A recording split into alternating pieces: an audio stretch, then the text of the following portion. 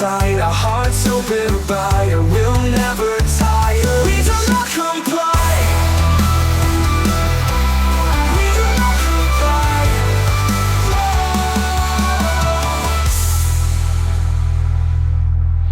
Yeah, so it's one of those deals where we're literally heard by 64 million people. So we'll be doing shows. Yeah, I should know better. Yeah, you should. I'm a fucking idiot. So what they don't see is, right? So we'll do a show live. We have 4 or 5 million people watching our show on Thursday night. But, well, you don't have 50,000 social media followers. I started getting suspended and banned. What does that mean, social media followers? Like you don't have 50,000 people following you on Facebook? Yeah, pretty or much. Instagram. And it's like, well, we don't have Why would anything. Rumble look at that? They're looking because they're trying to get like the wellness companies, other places they want to sponsor us because we've never taken $1 for anybody. We've never gotten money. Nobody cares about us, right? And they want to work with us, but we don't have the 50,000. And I said, I started getting banned and suspended back in 2008, 2009, 2010. I had 53,000 on YouTube in 2013. Yeah. I never used it. It was all my rally stuff.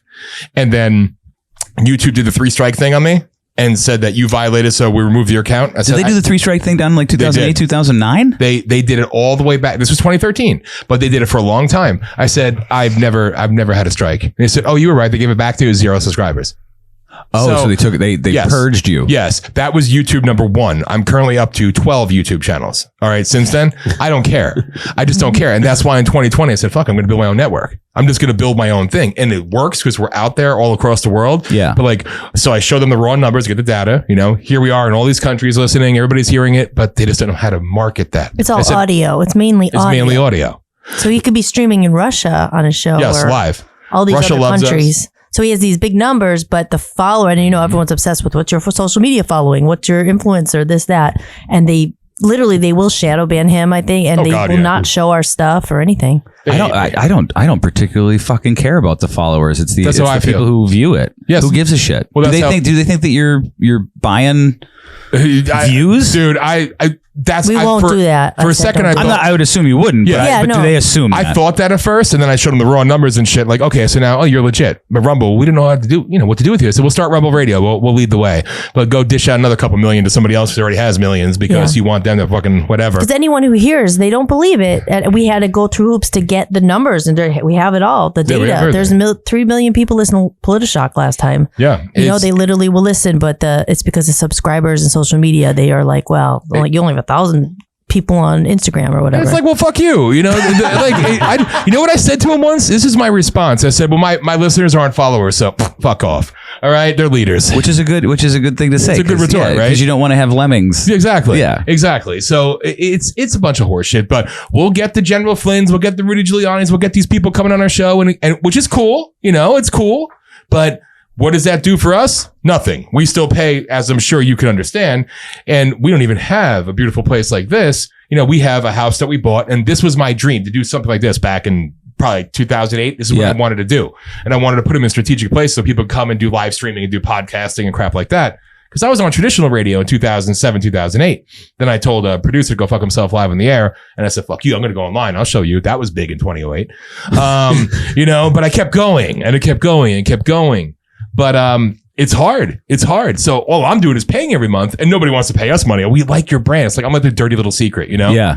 And like, obviously the best part of my life, my best friend is right there. She's a true star. So thank God I met her, because at least there's now more than one. It's nice to know there's another out there. Yeah.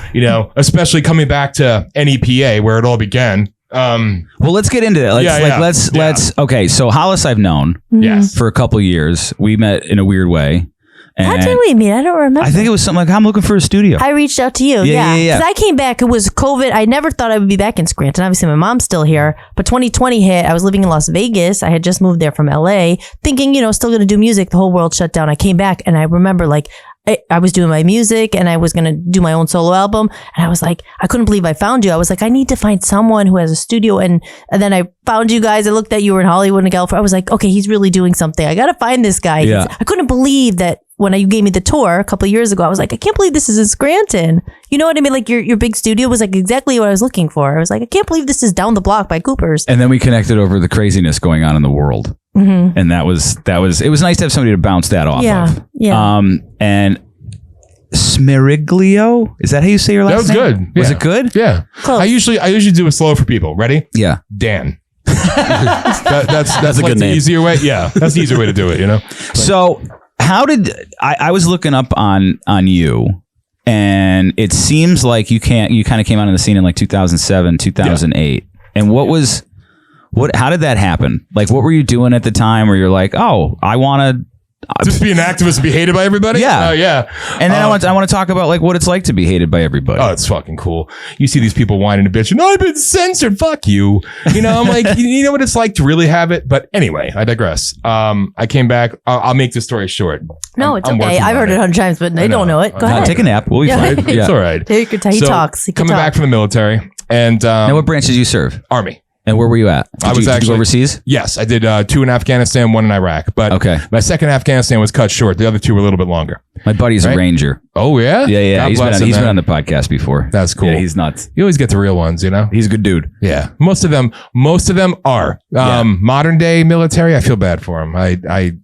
When I hear somebody say to me that I wish I was in the military, I'm like, no, you don't. Not today. No, fuck that. Yeah. I'm happy to a degree that I was in, but I was a guy that 9/11, half my family got killed in the towers. Like, fuck it, George Bush is my hero. We're going to go save the world. Oh, you have family in the towers? Yeah, my uncle was killed. He wasn't in the towers. He went NYPD, 26 years on the job, and he was killed. Oh, Jesus. So, and then I happened to be there because I was supposed to ship out on September 12th, 2001, Army regular.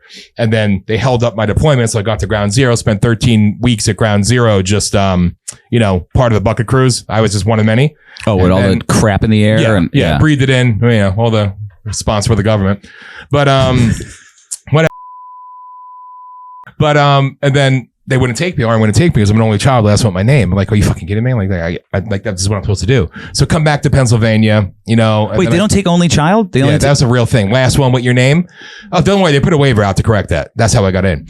So, like the Private Ryan thing? Pretty much. Oh, okay. That's what I said. That shit's real. Like, I didn't know. Yeah. But, I knew it was real, but you know what I mean. So I come back to PA, then I went to police academy. And did my Act 120. And then after that, it was Bush put out the waiver. So I'm like, let me go enlist. I'm like, I want to go do military police now, right? So I walk in there and I say to, recruiter, I'm like, hey, call me anything you want. Call me fag, call me pussy, call me this. I'm thinking Fort Leonard Wood, co-ed BCT. It's going to be cold. It's going to be nice, cushy job. Yeah, right. Fort Benning, Georgia, striker infantry. But whatever. So I went and did my shit. But again, my evolution came during this process. I'm not a conformist by nature anyway. So I'm the guy where the first time a DI came in, hit me, I hit him back. That wasn't smart. But I learned the hard way. But I woke up through all the shit I went through. That's a whole other story. So anyway. Well, we should talk about Awakenings at some point. Oh, I love that. Yeah. Oh, yeah, no. Yeah. I definitely will. Okay. So coming back to PA, come back to Hazleton. I was living there, as I like to refer to it as South America.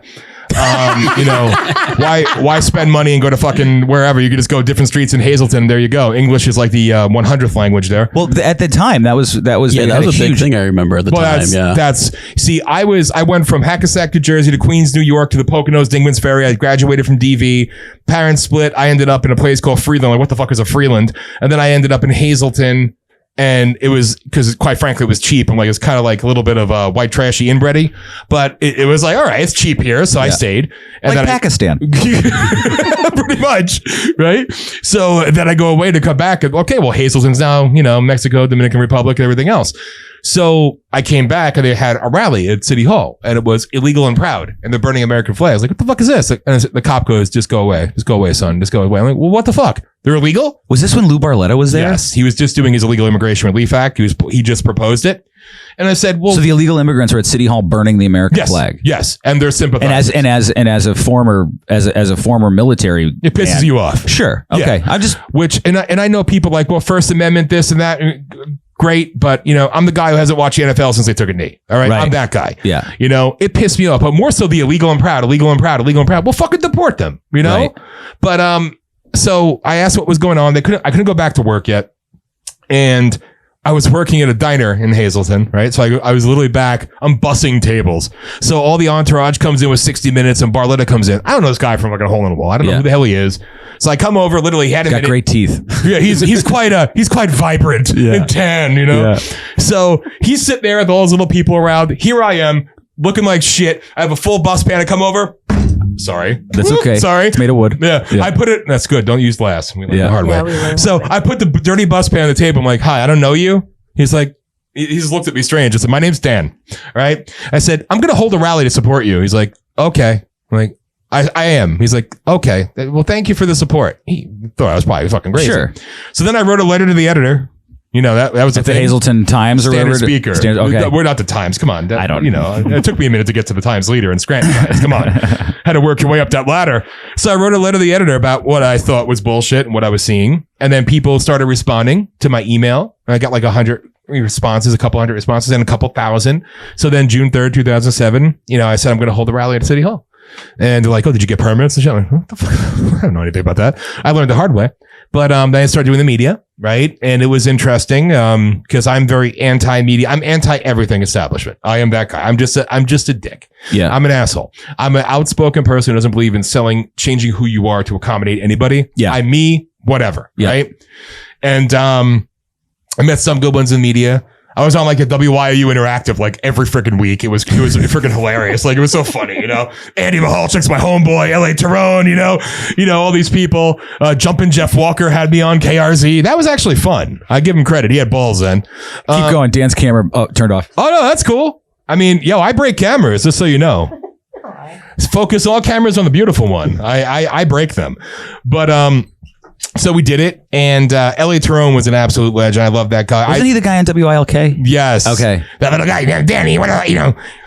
So he would come to our meetings, right? I would hold these meetings, then we're going to hold a rally, and people from the community would come, and he'd be there like, what do you know about that? I'm like, I'm just a person. Like, I'm just going to hold this rally and show support for America. That's it.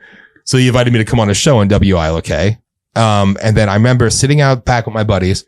He's doing this rant about how they're trying to ban smoking everywhere. And he's like, I remember that too, Danny. Remember that? Oh, it was epic. He's doing this rant. I'm like, he is going to destroy us. And then we go in there and LA's like, I felt you out for a while. You're actually pretty cool. We think the same way. It's going to be fucking fluff. Don't worry. And we went on there. It was great. It was great. He and I became great friends. Bob Reynolds from WNEP. He was actually awesome. For an older dude, he was cool as shit. Steve Corbett from WILK. He fucking hated me always. Anyway, I've gotten along with him. He's been on. I had a previous iteration of the podcast, and he was on. Yeah, and we had a good interaction. And whenever he's on podcasts, and I think he's about to talk shit about me because him and I now do not ideologically see eye to eye. Yeah, he's very gracious. Yeah, which I found surprising because he's usually the guy who like somebody that worked at WLK down the radio station was like, yeah, that guy just ruins lives. Yeah, and I was like, oh, but I'm knock on wood. I'm doing all right with Steve Corbett right now. That's good. He would run me down all the time, and I would have fun. I'd call up and fight with him and what have you. But it makes good radio. Well, of course. Yeah. I like the argumentative shit. All right. Yeah. It's fun for me. But then, fast forward when I'm doing the Kids for Cash stuff and we're protesting in front of the courthouse, he's telling people, protest him on Saturday, but today go out there and show support. So at least he was decent with that. Well, there are some things that people who are ideologically different can agree on. Yes. Yeah. Yes, which goes back to like fucking with kids is pretty up there for everybody. You would think. Back then. Yeah, back then. Yeah. Well, like I said, we used to get protested by Code Pink. Like, what the hell are you doing here? I'm protesting illegal immigration, and I have Code Pink showing up. Like, it was kind of weird. Is that a feminism thing? Kind of. They were against war, liberals against war, and now the libtards are like, more war, more death. It's crazy. It's just kind of reversed. But it was a hell of a ride. But we held the first rally.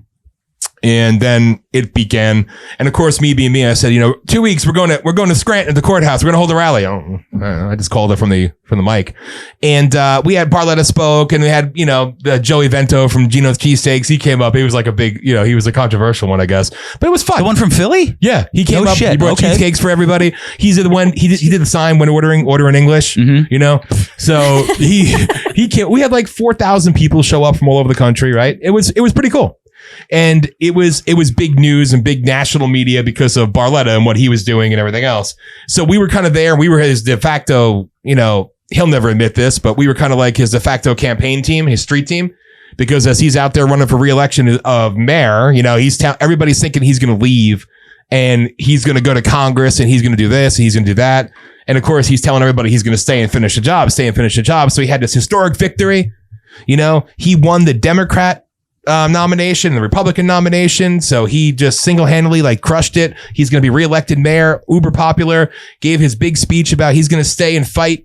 And then he gets off stage and puts his arm around me and my buddy Andy, goes, now on to DC. I'm like, but you just said I learned quick that they're all scumbags. Anyway.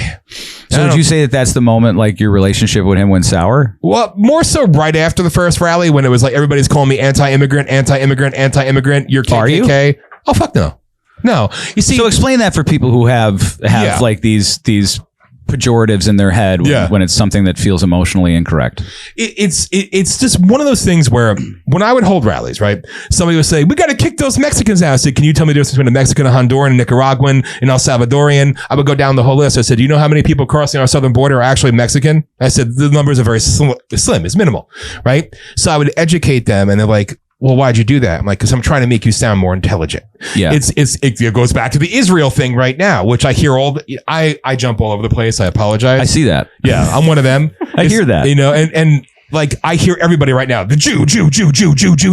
You're Hitler. Why do you call me racist? Jew. It's like, all right, how about instead of saying Jew, say I don't like the Zionist state. You know, it's called separating one from the other. Do I think we need a moratorium on immigration? Probably, until we figure out our problems. But do I think we're better off for having immigration in this country? Yeah. I'd be a hypocrite if I said, no, I'm not a liberal by any stretch of the means, but my family came in the boat, Ellis Island. They cut down our name. It's already pretty damn long. They gave us nothing. We received nothing. And nobody was more anti-illegal than the legal immigrants. They would come here. Welcome to America. No benefits for you. No nothing. You'll get a job. You're a piece of shit. You come here illegally. Here's your food stamps. Here's your welfare. We had somebody, she was Puerto Rican from New Jersey, Carmen Lopez. She came up. She went undercover at a substate, right next to a substation, a pawn shop in Hazelland, Pennsylvania, Wyoming Avenue. And she purchased a whole identity, a social security card, birth certificate. At a pawn shop. Yes. Right there next to the police substation in 2007. We had it all on tape. So literally it's like, that's my problem. And I say with illegals, kick them all out and pick up your anchor babies and get the hell out with them. I don't care. I want them all gone. Where did this go wrong? It went wrong because when... And we'll let the woman speak at some point. It's okay. Yes. She's the star, not me. No. I wanted you guys... I like this. It's great. But like, it went wrong when really it dates back to the 60s. No, I want to preface this too. I was a hardcore liberal up until COVID. Okay. So, okay. That's good. So you really had the awakening. Oh, now I'm just like, now I'm like, everything's a lie. Oh, yes. I woke up. I was that guy when I went to the first 9/11's memorial for my uncle. When I had a truther say, how do you feel knowing the government killed your family? I'm like, get this guy away from me. I'm going to kill him. Now it's like, I feel like such a fool because as you evolve and as you wake up, you see it. So where did it go wrong? It dates back to Bill Ayers in the 60s and 70s. You know, Reagan let the National Guard be active. They shot a protester that was doing their modern day Antifa crap. And then you had them pipe bombs in the Capitol. And then that didn't work for them. So isn't that the Weather Underground? Yes. Was that what that is? Yes. Obama's mentor. Yeah. And Bill Ayers said this. They actually put bombs in the Capitol and exploded them. Yes. Yeah. And he was out and campaigning with Obama and making January 6th look like a fucking. Oh yeah. January 6th. What happens when kids go out to snack time? What's that called? Recess. Oh yeah. Yeah. It makes January 6th look like recess. Pretty much. Yeah. I love January 6th. Even though I saw it from the side up that it was, I was there. I thought it was great. I was proud to be there. But when I saw what it was, I'm like, oh, wow. Anyway, we'll get there. All right. So Ayers back in the 70s, 80s. When he said was, this level of activism isn't going to work for us. So what we need to do is we need to get them young. We get them young. We have them for life. Whether it takes a decade, whether it takes 100 years, we get them young. We get them for life. That's when they really focus. That's like the Yuri Brezhnev stuff where it's like, give me your children and I'll take your country. Yes. Okay. Essentially the same damn thing. And that's when they started focusing on the universities, the colleges, the elementary schools, Department of Education, and they really went hardcore. And then, of course, you had what's his nuts, everybody's favorite president, FDR, we'll keep in chains for life, but he was such a hero. No, that was Johnson. That was Johnson. Oh, thank you. I take it back. I like to be corrected. I always get it wrong. I had too much information. He said that. Yes, he did. Yeah. He really did. And they hail him as a hero. Right? What did he say? Well, we'll have their vote for 100 years. We'll have their votes for 100 years. We keep these in chains forever. Yeah. And this is their hero. These are heroes of the left. This is what they praise. Just like when Black Lives Matter, mostly white people wearing skinny jeans and they're being funded by a 94-year-old white billionaire Nazi. And they go out there. Who doesn't regret anything he did as a child. Happy times. So I played on my shoulder, happy times, And I hate when they call them Satanists. They're not Satanists. They don't give a fuck about God or the devil. They think they're above that. That's what these people think. And you have Antifa going out, taking down your party, your ideology statues. I love it. Civil rights. Well, civil rights what? The Republicans passed it. And listen, I'm a Republican. I hate the Republican Party. I call myself a Jeffersonian Republican. Yes, I'm a Trump supporter. I wanted Trump to run in 2000. But I'm a little bit different. I know what the Republican Party actually was founded upon. The Republicans in Congress now, they don't have any good. The core principles, they don't know. They don't know. When they sit there and they get attacked as racist, you shouldn't say that. That's very irritating. I'm going to go on Charlie Kirk's show and I'm going to bitch and moan. Like your whole party, like you don't even understand what the hell your party is rooted in, the history of it, what it is, But that's a whole. I have a friend from Georgia that I met during the pandemic. He came up here. Strange story how he got here, but anyways. We ended up being really tight. And, I always if somebody was here from Cambodia, I'd be like, what's it like in Cambodia? Mm-hmm. What's like the culture? What's the politics? What's this? What's that? What's the history? What's the So I said to him, what don't we understand about the South? And then he went into the whole the Dixie Mafia and all of that shit and what the beginnings of the Civil War, what it meant and who was controlling who and who funded what. And I was just at the end of that conversation, my jaw was on the floor. I'm oh my God, back to everything they told us was a lie. Everything. Yeah. And it wasn't about race. No, it had nothing. And everybody's well, Lincoln's a godfather of the Republican Party. Fuck Lincoln. All right. Lincoln wasn't that great of a president, to be honest with you. No, neither was Reagan. Exactly. Thank you. Yeah. I mean, the movie was great. I like Dennis Quaid saying the right things about Trump, but Reagan, he let in millions of illegals. Why do you think he turned California blue? Yes. Yeah. Yes. And that's why everybody hails him as a hero and Lincoln as a hero. I'm no, I'm back to the OG, Thomas Jefferson. He was the original kind of badass, right? Yeah. He's the one that when France said that they need our help because they're being attacked by Great Britain, we can't do that. We're now trade partners with them. And he gave that epic speech essentially about, you call yourselves a member of a democracy, a Democrat. I call myself a member of the Republic, a Republican. He uttered the words, well, he was hated because he had slaves that he let eat at the table and sleep, allegedly he slept with them and he paid them money and they wore regular clothes. They weren't indentured. They were employees. And he was looking. Which happens in every office building in America. Exactly. Every single day. Except Dan's office building. Not this Dan, not you, Dan. That's okay. But it's so funny that everything they taught you is this bullshit and they control the information. That's what brings us to where I was saying, where the immigration stuff, they realize the switch theory and all that other crap. Great replacement? Yeah. Oh no, the switch. Yeah. The switch where it's the Democrats became Republicans and Republicans became Democrats. I think that's total bullshit. It's total bullshit. Absolute bullshit. In reality, they are one giant uniparty and they're fed off of war, destruction, and greed. All right. That's what it really comes down to. That's what it morphed into. Well, that's what not Truman, Eisenhower was trying to warn everybody about. Which people never talk about enough. I was a MacArthur fan historically. I thought MacArthur was a badass. He was in the Pacific, right? Yes. Okay. My grandfather served under him. Really? Yes. Oh, that's cool. My grandfather did as well. And I was MacArthur was the legit badass.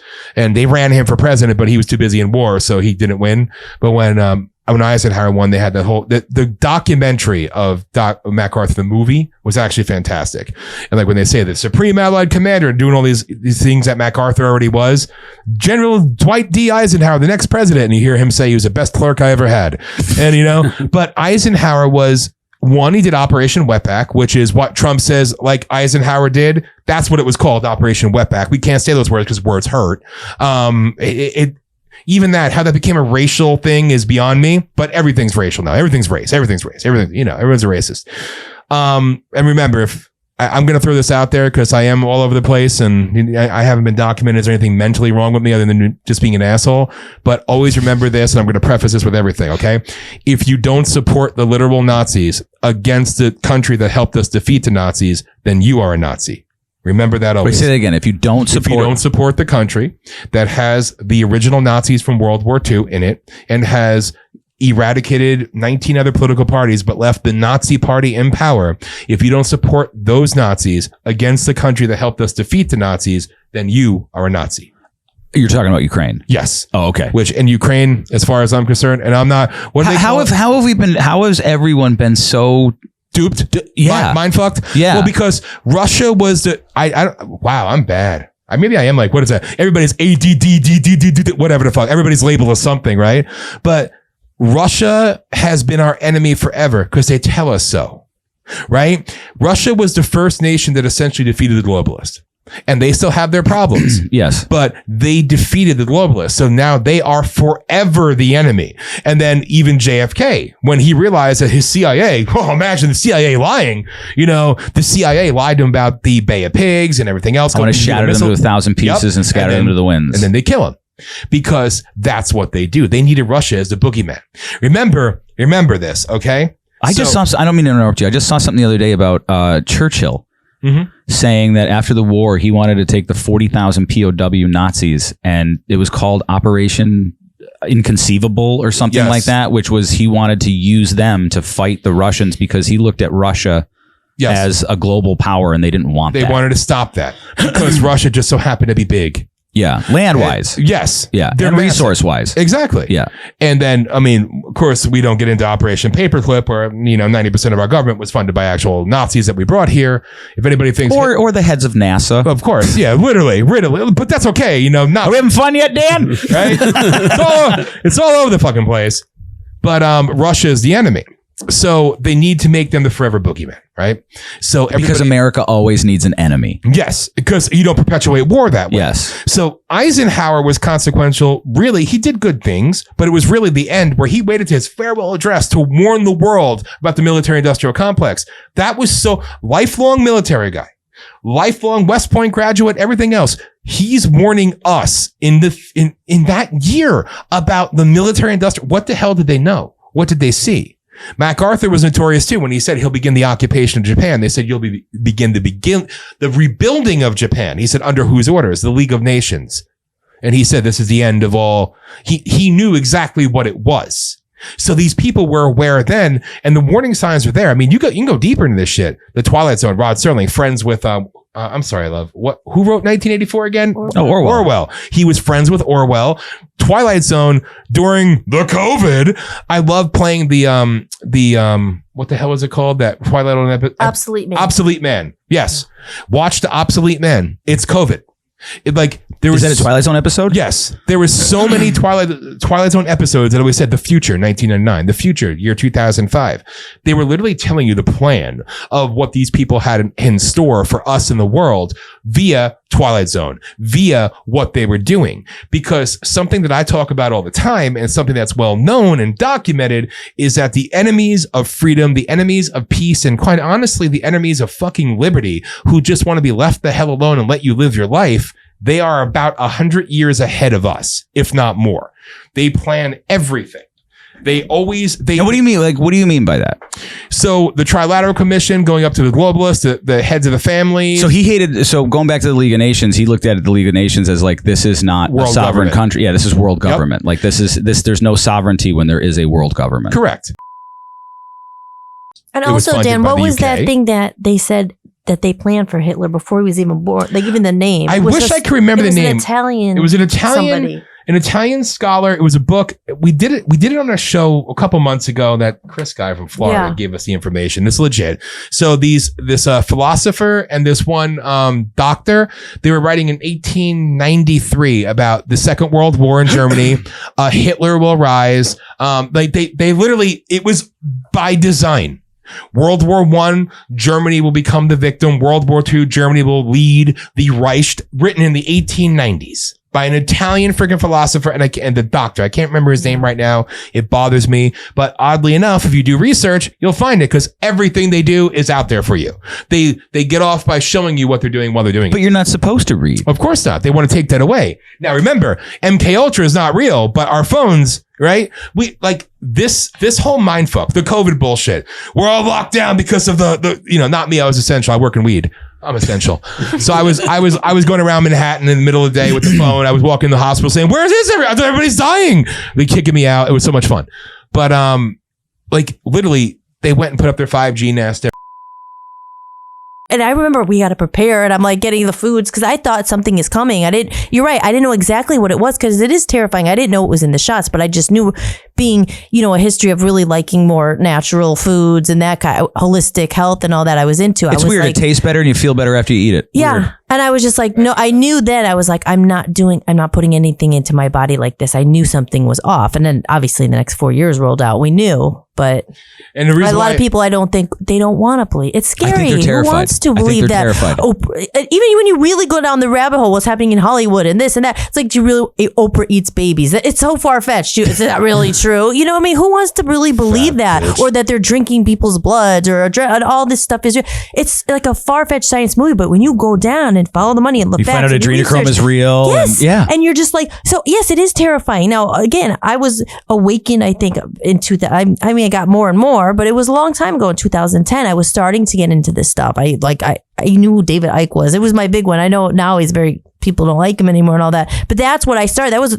I remember having a book when I was in college. It was like, and I kind of was like gravitated towards, it was about the reptilian, right? And I got really into that. And then I realized all this stuff. I started waking up, and my thing was more, I was really into the food. I was like, why am I feeling depressed? And getting into learning about vitamins and what they're putting in and all this stuff. You seem like you're glowing since the last time I've seen you. So I'm assuming you changed your diet. Yeah. Well, yeah. I mean, I've been, it's funny because now I'm sorry to take over, but we where I met him, a lot of our relationship was based on, I met him at Inner Harmony Wellness. That's where I worked. Oh, no shit. Yes. So I worked there. When my stint back in Scranton, I was literally going to leave because I did not want to be here. And I was like, it's cold. I want to leave.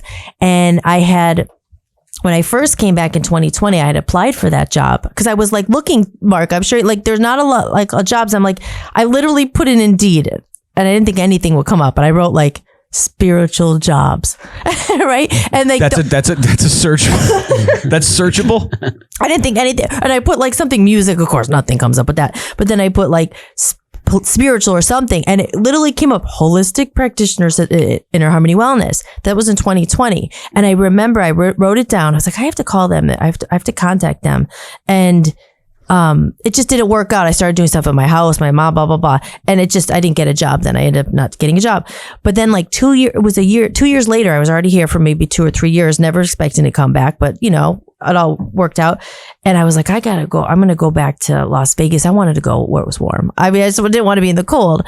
And then I saw that job listing. And again, it came up 2 years later because it disappeared and it just didn't work out. I'm like, I'm going to, apply for it, whatever. And he ended up calling me and I went up and I got the job. And it was like, as a sign, okay, I'll stay here a little longer. Cause it was the one job I would stay for because I loved holistic health. And I was like, oh, it's a learning opportunity. I never did anything like professional with it as a job, but I had read, that's what started my whole awakening with health. And at the time of being depressed and drinking. And yeah, I haven't drank in over 2.5 years. Congratulations. Sober, And so, yeah, it was that started to change my life. Really Inner Harmony Wellness, because I was like, okay, I'll stay here for this and I'll go and like learn. And I did end up learning a lot. Like, long story short though, that was my passion. And besides music and stuff, I loved holistic health. And that was the whole part that really started my awakening, because I remember they told me I had something wrong with me.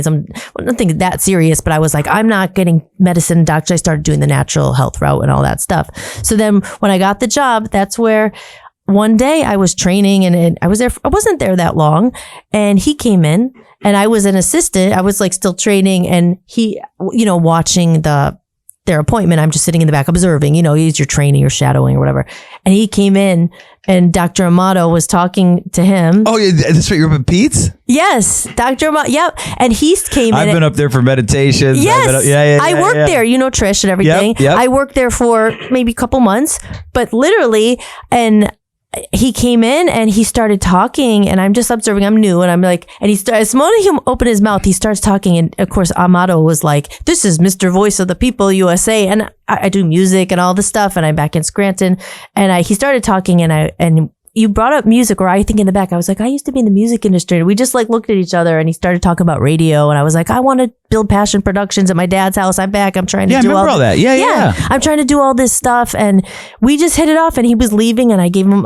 We exchanged emails. I had just put my Hollis Playhouse, this little YouTube thing I was doing online, and I was trying to build a studio. Yep. Obviously life happens and I went in a different direction, and now we've continued the story, and we moved to Maine. Long story, but this is where it all started. It was literally like those moments that change your life that I decided I'll never forget. I'm like, I'm not going to go back to the West Coast right now. I'll stay for a couple months. Let's see what happens. I love this holistic health. Let's see if I learn anything, blah, blah, blah. And then, and he came in, he was looking to get off pharmaceuticals because he's been sick with some stuff. And you'll talk about it. It's no secret. He had Crohn's and all this stuff. And had it with big pharma, and he was trying to go the holistic route. And that's how we met. And then he started coming in doing red light therapy. I was in charge of it. And I do it every morning now. Yeah. We bought one. We bought the same one Peter has. Yeah. It's in our house in Maine. And I said, I was like, I'll be your health coach. And cause he was going to lose weight and we're going to do all this stuff. And we're getting there. And I love you, but I would be your health coach. And he had the radio show and I was doing my thing. I'm like, we should do a show. And he had, the podcast and he started telling me his story. And this is all actually in the documentary, The Free Speech Project we did. It's a whole story of how we met and everything. But meeting him and hearing his story, and he was telling me about his platform, but he's like, I have no help. I've been screwed over by this person. It's hard to find good help, as you said, Sure. And I knew, and when he told me he had Voice of the People and he had millions of listeners, I'm like, what? And I just knew the struggle because I had lived in Hollywood, as you know, and yes. I was very close to, and all these things fed into my awakening. It was literally during probably 2010, I was, like you said, you learned everything's a lie. You were in it. You thinking, I'm from scratch, I'm going to go make it big. It wasn't until after I escaped it that I really learned what the music industry, and now we're seeing it literally all coming out, but you were in it. And I know I'm all over the place too now, but it was just, I don't mind. I can keep track. Yeah. And it was all those experiences. But my point was seeing him and knowing what he must have endured. I know how hard it is when you don't have any help. I know when you don't come from, have backing, or you don't have, or, a lot of money, or you never really made, you just don't have any help. And I knew what you had gone through because, he didn't have a big family. He's the only child. His dad wasn't involved. And his mom recently just died. But sorry to hear that, man. Yeah, but big pharma. There's a million stories, But when I met him, I was like, I couldn't believe at your age and everything, you were still in the fight. And that's how I felt. I was like, even when I got knocked down to the ground in Hollywood, I could have they want you. They throw you out. You're there. You're trash. You're disposable. You're done. I was very close to making it. I could have made it if I sold my soul and played my cards probably a little better. I mean, I toured all over the world. I was in Japan. I did that. I was in the music industry for 10 years. I had a big agent. I was recorded an album at Abbey Road. I did all this stuff. I left. Traveled the world. Yeah. I toured in England, Scotland. Like I said, I was in Abbey Road recording an album with my band Love Zombies. I was at the cusp. And I literally walked away when I realized what it was. It wasn't until the end. I always knew I was never happy in it because you're thinking all of a sudden you're on these big stages, but everything around me was just energy. Icky. You feel energy. Yeah. It was energy. It was low vibe. It was drugs. It was this. And it wasn't until later till I really learned a lot of stuff, but about what I was involved with. And I'm like, thank God I got out of it. But they think you're going to go back. And I did for a couple of years. You're defeated. You feel shit about yourself. I'm nothing without them. They make you think you need them and you're nothing without that big agent. You're nothing with the manager. And they do make it very difficult. And they do make that because of money. Everything is money. Follow the money. Everything is money. Why are they depopulating the planet? Because they want the resources for themselves. We're just little peons, bottom feeders to them.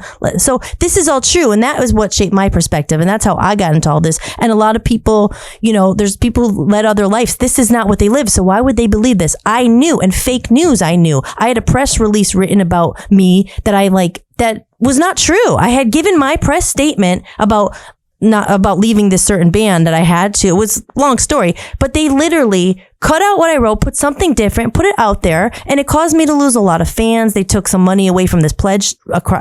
So I saw then fake news. So my point is saying all this shape my experience. And so I knew about fake news. That's why I love Trump. But from the beginning, I'm like, yes, it is fake news. Everything, like you said, what's the problem? The news, the media, what they shape to these people. Luckily, we're in an age now where we have independent media, and all this has really come up in the last couple of years. He's been doing it way before. So, but back to meeting him, I couldn't believe when I met you. I was like, I just knew right away. I was like, I met my partner. I was like, I love, and whatever it ended up being, but it was just like, we're going to be friends. Let's do something together, because you meet people who are flaky and they don't really ever come through and they don't do what they're going to say. And I knew what you stood the test of time. You're still there standing. We're still standing. Even with my music, I finally, after 10, I said it took a lifetime. I have my album. It's done. Is it? Yes, it's finally done. And now I'm doing the videos for it. But I went completely independent and said, fuck you, Hollywood. Fuck you. And when I see them come out, I just watch. I'm like, finally, I mean, this has been going on forever. First it was Weinstein, the movies, now the music industry is crumbling, and it needs to fucking crumble. And we have Voice of Freedom Records. It's dark and it's evil. Yes. And I was literally in it. And I always thinking that you were supposed to be in it. Yeah. And thinking, yes. And the whole time. And so it's a mind fuck, and they throw you away. And I feel very, lucky that I came out. I wasn't trafficked, thank God. I wasn't raped, but I had I was near I was elbows from people who were involved in a lot of this stuff. I was, very close. So I always say I'm very grateful that happened, but they break you, and people who don't have, luckily for me, I had a family to go home to. There's people, this is what they do. People might not have, the only reason I think I survived it all, because I left with no money. I left more in debt than I had gone in. You're thinking all this whole time, I'm this close. I'm going to get my record deals coming any day. It was literally, it's all at the hands of them. They decide who they're going to push, just like and so it breaks your spirit. Yes, and it's designed to. So I could have come here and crumbled and turned into an alcoholic in Scranton. I tried to make the best of it with my house and everything, and then just circumstance, my mom had to move in and blah, blah, blah. So anyway, we are continuing it, and we moved to Maine. But, that's how they do that on purpose, and they do break your spirit, and it's fucked up. And like you said, you woke up, you learn that everything's a lie. Everything I look at, invert it. They say the vaccine's good, it's probably bad. They say the P. Diddy's good, it's bad. They say Beyonce's good, it's bad. So everything I invert, but I lived through it. And it's I've always felt it's a unique story, because I didn't really I didn't make it. You don't know who I am. You know who I am, but a household name. I didn't make it, but I was really close. That if I had done, I didn't sell my soul. I couldn't do. I could have stayed. I chose to walk away, but I knew when I walked away, we broke. I'm older than I was. You're ancient when you're 30 in the music industry. Yeah. I'm 40 now. It's like, oh my God. But thank God the landscape has changed, that there are these now. There are independent platforms. You can go on, and it's hard getting, but now it's oversaturated. Everybody's a TikTok star. I've been doing this forever. He's been doing it. He runs into the same thing. Everybody now is a podcast and their mother. Everybody. So it's hard to break through it when you feel like you're the real deal. It's like, no, okay, but we've been here standing, and we're still standing, and we're, through it all, we're still here, and we're the real ones. And now there is it's hard, but there is a path now. Like, there is independent media. Thank God for Trump. I fucking love him. He's the first. So I could scream it. I love Trump, because did you used to not like him? No, I never really. No, I did not like him. It wasn't really until the last 4 years. It wasn't on your radar. Yeah, maybe because when he was president first time, I was kind of in England, and I wasn't involved that much in America. Yeah. I didn't. It wasn't until he was the first president I ever heard say, "We're going to get the deep state," and I knew what that was. I'm like, yeah, the global. I never heard any president ever saying that, because they're all puppets. They're all part of it. He was so real, and I think that's why he won. The majority of people they want a president. He wasn't a politician. He was a businessman, and he wasn't Dan, right? He wasn't wasn't a globalist. He was fighting this. Wasn't his dad what was his dad? His father, John Trump, was a very high-ranking member of the John Birch Society, when the John Birch Society was one of the first groups in the 40s and 50s outing the globalists and really. Oh, I didn't know that. Yeah. Oh yeah, it goes deep. So Trump, and I probably all over the place, but my perspective was made because of what personally, all of it's done. Our perspective come from what personally happens to us. For me, I remember thinking there was no reason I shouldn't have made it. Right now, again, I was totally different then. I didn't know everything I know now. And now I don't feel bad about it. I'm like, it wasn't because I sucked. It wasn't because of this. It was because I wouldn't play their game. I wasn't going to play their game, knowing that you had to do certain things, you sell your soul, do this, do what you have to do. And, you beat yourself up for a long time. I wasn't good enough. I was this. And they really do fuck you up, and they throw you out. That's how you get like this. That's how they want people to be. That's the psyop. That's what it all is. That's what MK Ultra is. No longer a secret program. It is your phone. It is your television. It is the waves in the air. It is controlling you. I always tell people to watch The Social Dilemma, and it's probably still on Netflix, and I'm surprised they put it on there. But again, it's about telling you what they're doing as they do it to you. And you have executives from Facebook, from all these different places that used to work there that literally show you, they know when you're having a bad day. They know when you're sad, when you're happy. We want to change them. Show them this ad, show them this video, show them this, show them that. They literally, they've practiced that from the 60s with DARPA's real birthing. It's the most inside someone's brain you can get. Yeah. Yes. And you know what? Like, yeah. And when I met Dan, like I already knew a lot about this stuff. You know, he knows a lot. It was the New World Order and all that stuff. And you hear it's every other name, the Illuminati, the 1%, this, that. And it all goes down these levels. And I realized after I left Hollywood and I met him and we actually did this.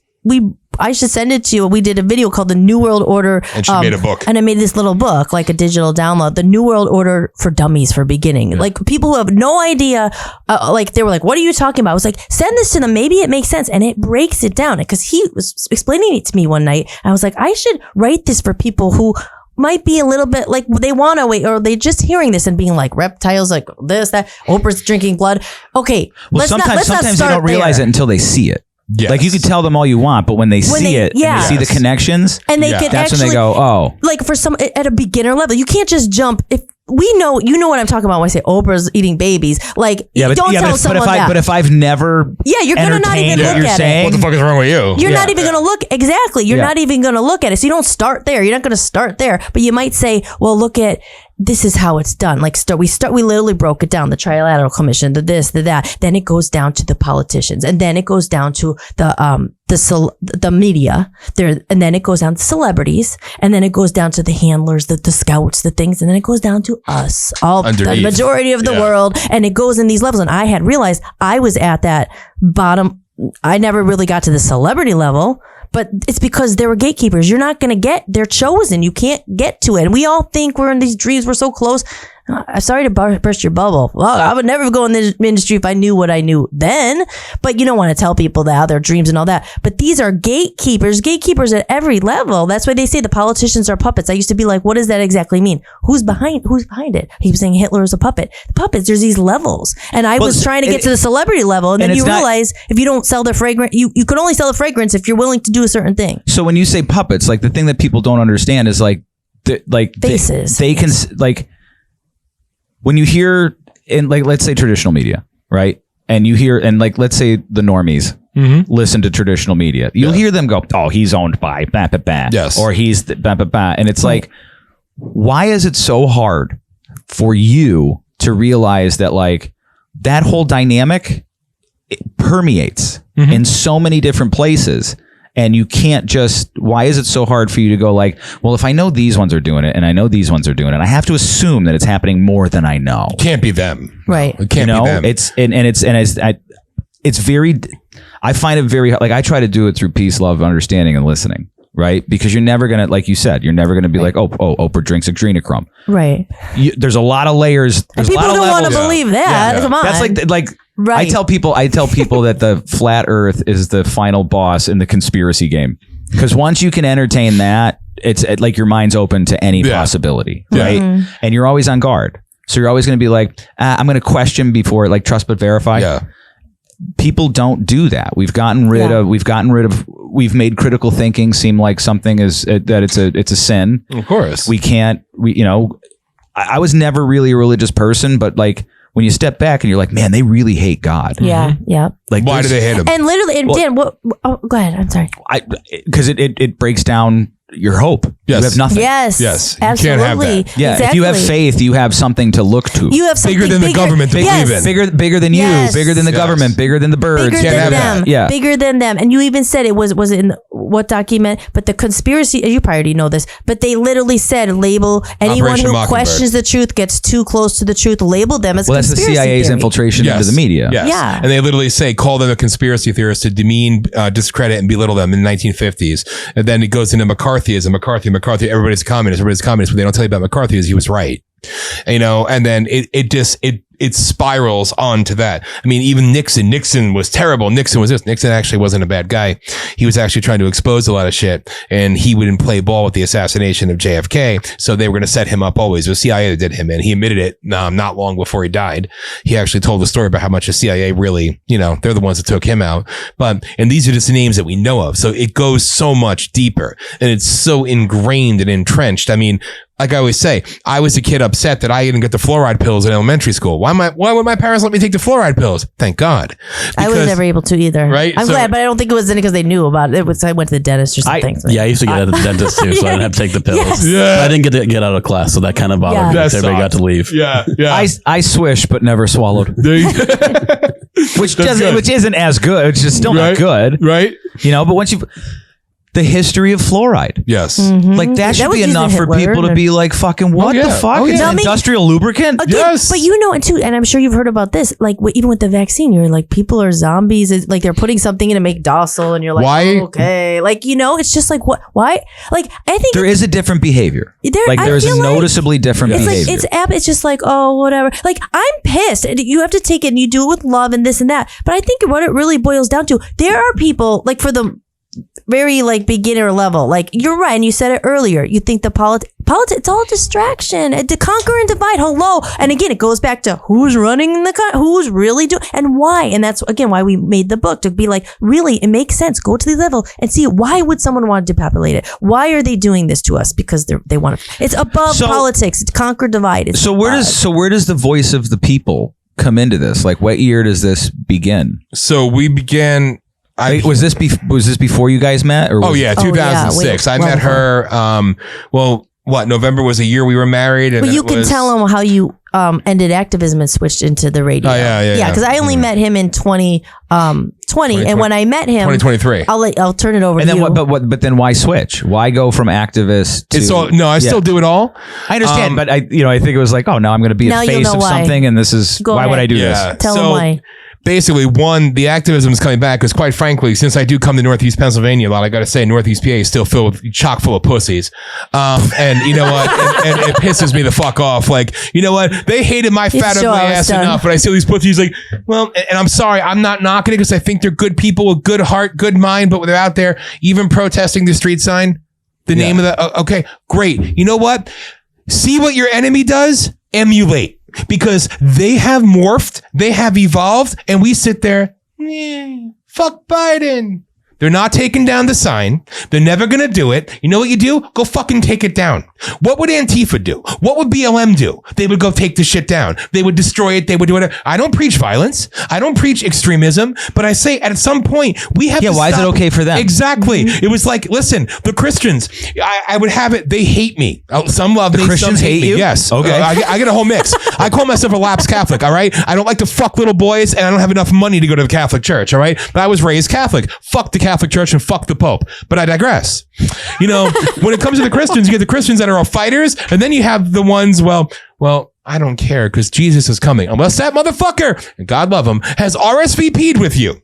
You are sitting there knowingly letting everybody around you die while they're taking the vaccines. And you say, well, I'm praying the evil away. I'm not going to vote. You're a fucking coward. I think Christ preaches that you stand up. Yes. Christ was like a legitimate badass. Okay. Like literal rebel. That's what we need more like of. An eye for an eye and all the stuff that Trump was saying. That's why I say when somebody lights somebody on fire, fucking light them on fire on television. Make people afraid of the repercussions of what you do. You know? And then I see this shit like in Pennsylvania. All right. But the Kids for Cash thing, even she said, you got to get back because that's a go back to what his original question though. Why did you go to radio and why are you coming back to activism? What happened? Tell me about the Tea Party. We got tons of time, brother. Yeah. All right. All right. This ain't a sprint, brother. It's all right. I'm all over the place. So you were okay. So going to that, you were pretty tuned in on the Kids for Cash scandal. Yeah, I was the only asshole out there holding rallies, and then people came. You were the only one. Yeah, yeah. Nobody else. Tell me about that moment in time. So back after the first rally in Hazleton, then I said I'm going to go, hold the rally in Scranton. This was 2007, and the media started with the anti-immigrant. I'm like, wow, they're pretty mean. Then it started the threats against you, threats of violence, going to lose your job, this and that, everything else. It was kind of funny. They were threatening you. Oh God, all the time. At one point, I was getting like 380,000 death threats a year. I was on it. 380,000? I got more than Barletta. Yeah, that was good. So I'm like, well, this is kind of fucked up in the media. I'm like, well, why are you calling me anti-immigrant? I'm anti-illegal. You leave that word out. And then I was like, all right, I'm going to stop being nice. But the second rally in Scranton. Were you trying to be reasonable up until that point? Yes. Okay. I was trying. I knew I was doing more like than catch more flies with honey? Like that? Then I realized never again. Michael Steele, the then chairman of the Republican Party, who I thought was so cool. First black RNC chairman, historical, this and that. I liked him too. Yeah, I thought he was great. So they offered me what it would have came down to $500,000 a year in a salary and $500,000 a year in basically what is it, royalties and all this other bullshit. They wanted me to go be a part of the RNC, be this young guy going around the country speaking on the conservative movement. Because you're only 24 then. 23, He was the prime. Wait, Michael Steele wanted you to do that? And he was in Scranton at the federal courthouse when I had this rally, right? And it was like such a big deal. And I don't care. I put it out there now. Again, to this day, nobody's fucking come after me for libel, slander, or anything else because I speak the truth. I don't have to waste my time. They can't come after you for that if you tell the truth. Exactly. Imagine that, right? Yeah. So they offer me this money, and I'm like, wow, it's like a dream come true. Like I've been into politics since I was like 10 years old and shit like that. So, and right before I went out there to speak, and we had couple thousand people in Scranton, and then we had this priest out there saying Barletta and Smeriglio will burn in hell. Jesus loves the illegal. I see the media out there. I see all these other people out there, and I'm like, well, I'm gonna give him something, And Michael Steele's like, hey, he goes, do me a favor. He goes, I wouldn't really go too much into the 9/11 stuff. I wouldn't really talk about this. I wouldn't really talk about this. He was with you on that? Yeah. Wait, Michael Steele, the former head of the RNC, was in with you guys had conversations about the 9/11 craziness? Yeah. But he told me not to talk about it, right? And this was right after. And this was right. All this happened in such a short time span, and they just made me this offer. So made offer, and then I had about an hour and a half to kill. Then I went up and spoke. So I go up there and I said, Michael Steele's here, the chairman of the RNC. Some people cheered, some people booed. I said, come out here. I said, he won't come out. And I said to the priest leading the congregation, protesting me, Jesus loves the illegal. I said, well, it wasn't Jesus that abided by the 10 Commandments, the first rule of law, originally. I said, but to all of you, not separating, obviously, politics from religion, I said, you can go to hell. I said to the fake media right there that's been writing all week that I'm anti-immigrant, this and that, I said, you can kiss my fucking ass. And I said to the RNC, I told them, I said, you think I'm going to be your puppet? You can go fuck yourself as well. And everybody said, you just ruined your political career. I said, guess what? I don't have one. I'm not in it for this. So the people were going crazy and like, you just fucked up. You just fucked up. What did the crowd do though? They were cheering like crazy. They were going fucking crazy. Like we had some guy come up with a knife and try to go after one of our speakers too. The cops were just standing there. So we took him down. We said to the fucking Scranton PD, like, you gonna fucking do something? It's okay. So I learned at that point, then I was public enemy number one. So he turned down the money now. Second rally. And this is 2013? No, this is 2007 still. Okay. Second rally. Okay. So from that point, I realized like, well, it's on now. And Barletta's like, well, I'm going to distance myself from you a little bit because, because you're a pussy. All right. Like, let's just call it for what it is. You're a pussy. But don't worry. I'll go take your arrows. Is that fear? It's fear, but not pissing off your handlers and your money. He learned really quick the game of politics. Oh, I learned it all. It wasn't why he was doing it. And I went after and the people everybody. Loved him. I went after I did not give a flying fuck if you were an R or a D. They tried to hold a rally, Obama supporters in the public square in Wilkes-Barre, and literally the Democrats told them that you need to pay money for a permit to protest. I said, really? So I heard that one. I'm like, all right, I'm going to go have a rally in the square in Wilkes-Barre. Well, you need a permit. I said, cool. I said, I'm suing you. And he said, you can't sue us. I said, watch me. Now, this is, I jumped ahead a little bit here. They're always protesting me. The lawyer from the ACLU reached out. She goes, you're not going to believe this. She goes, but you have a case. I said, I know I do. We'll represent you if you want. I said, absolutely. And Barletta's like, why would you do that? Like, that's great. So there we are. So the ACLU then took you on as a client. Yes. And we went on BREW, all these, your local media and crap like that. And there I was. I went to the city hall meeting at Wilkes-Barre. And I was there and I spoke outside, and then the NAACP's in there cheering me on. Like the NAACP is cheering you on? I have an interesting group of people who like me and hate me. Okay. it's very diverse. I am universal dick. All right. That's just the nicest way to say it. But I went up there and I stood up there. I had a check, I had $100 bill, and I had a credit card. I said, how much, do you take plastic, paper? Just sit down and make your point. I said, you don't ever tell me what the hell to do. And that's where I started to tell them all off individually and also expose a lot of their crimes and a lot of their bullshit. Needless to say, they said, well, how much? You're just doing this for money. It's a stunt. I said, how much are you suing for? I said, nothing. They dropped the ordinance and they allow people to protest without having permits, right?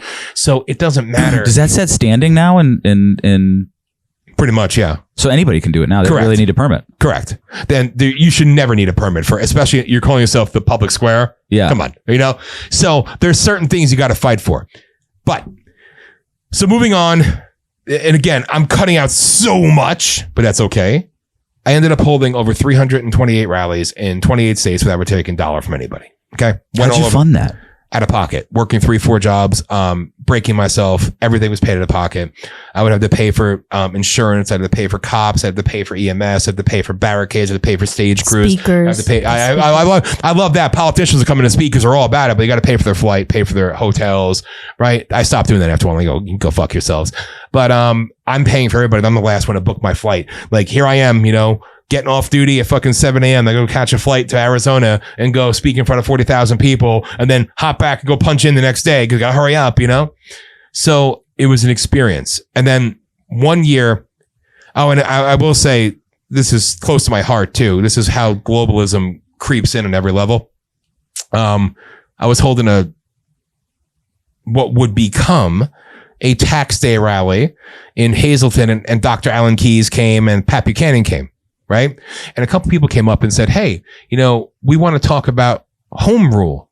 Can we use your rally as a vehicle to talk about home rule? I said, you can go fuck yourselves. I said, you're never welcome at any of my microphones and I'll let any asshole speak, but not you scumbags. And people are like, well, you were mean to them. You were mean to them, right? Luzerne County, the commissioner Urban, Steve Urban was a great guy. The other two were pieces of shit. We exposed them. They got taught, everything happened.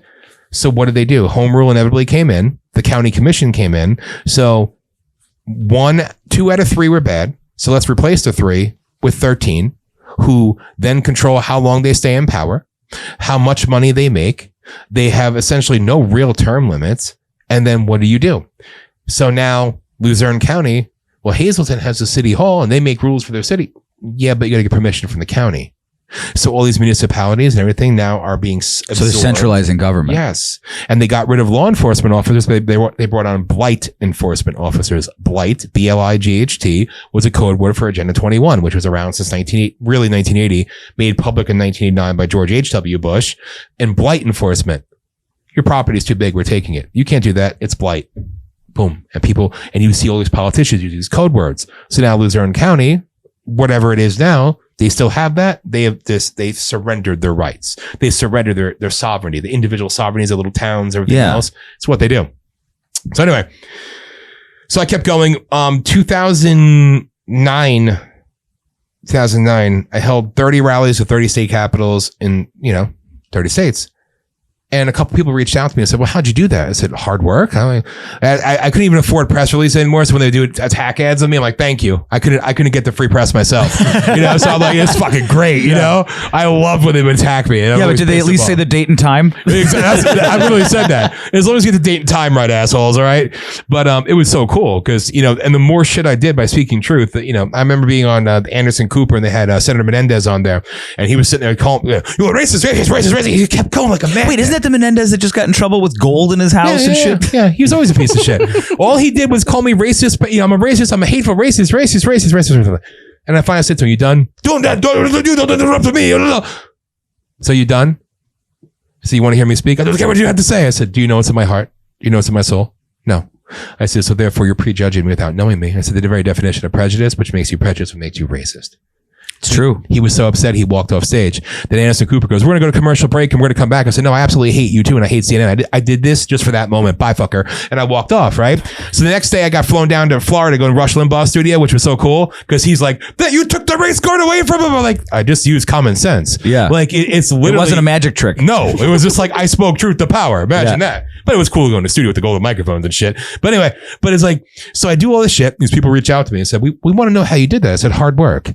Well, can you show us how it's done? I'm like, it was hard work, but it was just that you were real and you literally just said, fuck you politicians. This isn't because he said he didn't want to be a politician. But his purpose too. Yes, his purpose and the people. It shows. That's why Trump won. Like he loved Trump from the beginning. Yeah. It showed the people flocked to authentic. He was literally a people's person. It wasn't like he turned the $1 million down, just like some people turn down the contracts because I can't do that. It's not why I'm doing music. It's not for the millions that but they make it difficult. They will spread. You need resources. Like, how did he fund it himself? You got a little, but he never took any donations from any. Like, people might have paid you back or whatever. We got donations sometimes. He spent all his money because it was his heart, his passion, and the people loved it. People flocked to him, and it showed. You know what I mean?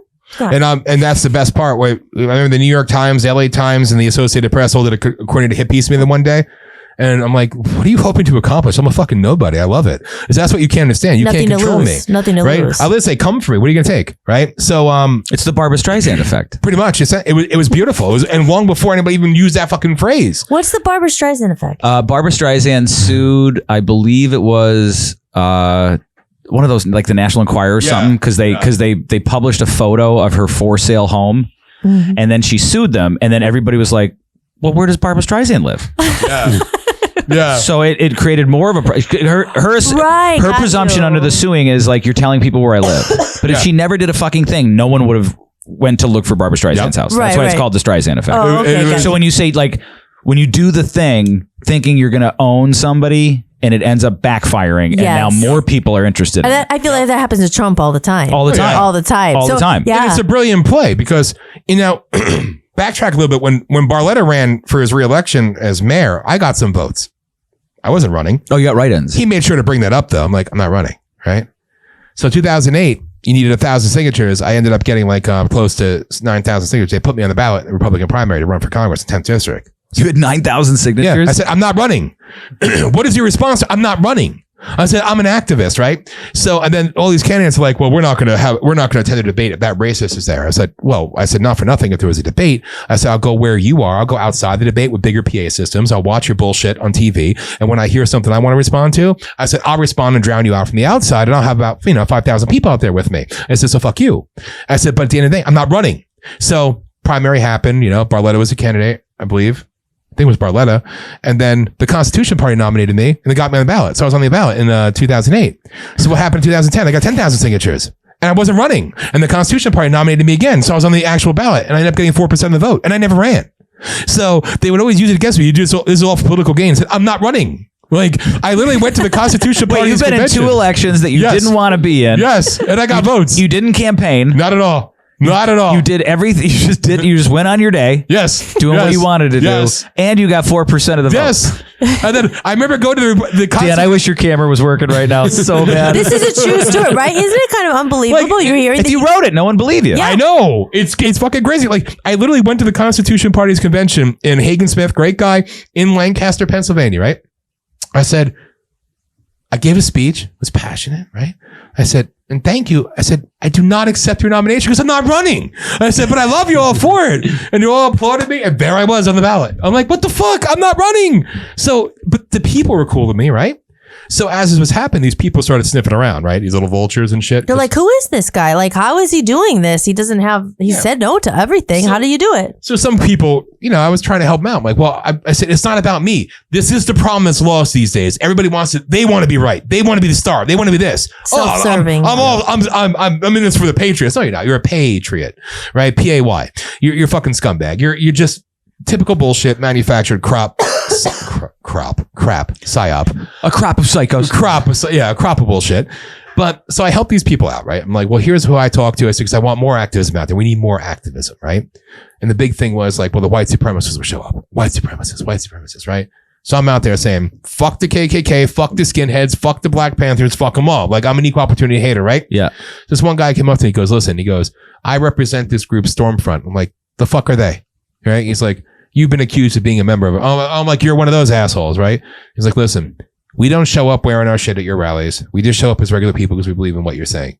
He goes, we would ask if you just wouldn't single us out because we haven't done anything to warrant that. And at first I'm like, you know what? Fuck off. Who the fuck are you? So then I have the Harrisburg rally. And I'm like, you know what? There was a point there. So here we are. We're having this rally in Harrisburg. Big ass event, right? I have Black Panthers standing there shooting the shit with these people from Stormfront, shooting the shit with these Jewish something group that was there, shooting the shit with regular people, old people, veterans. And I said, you know what? This is what it's about.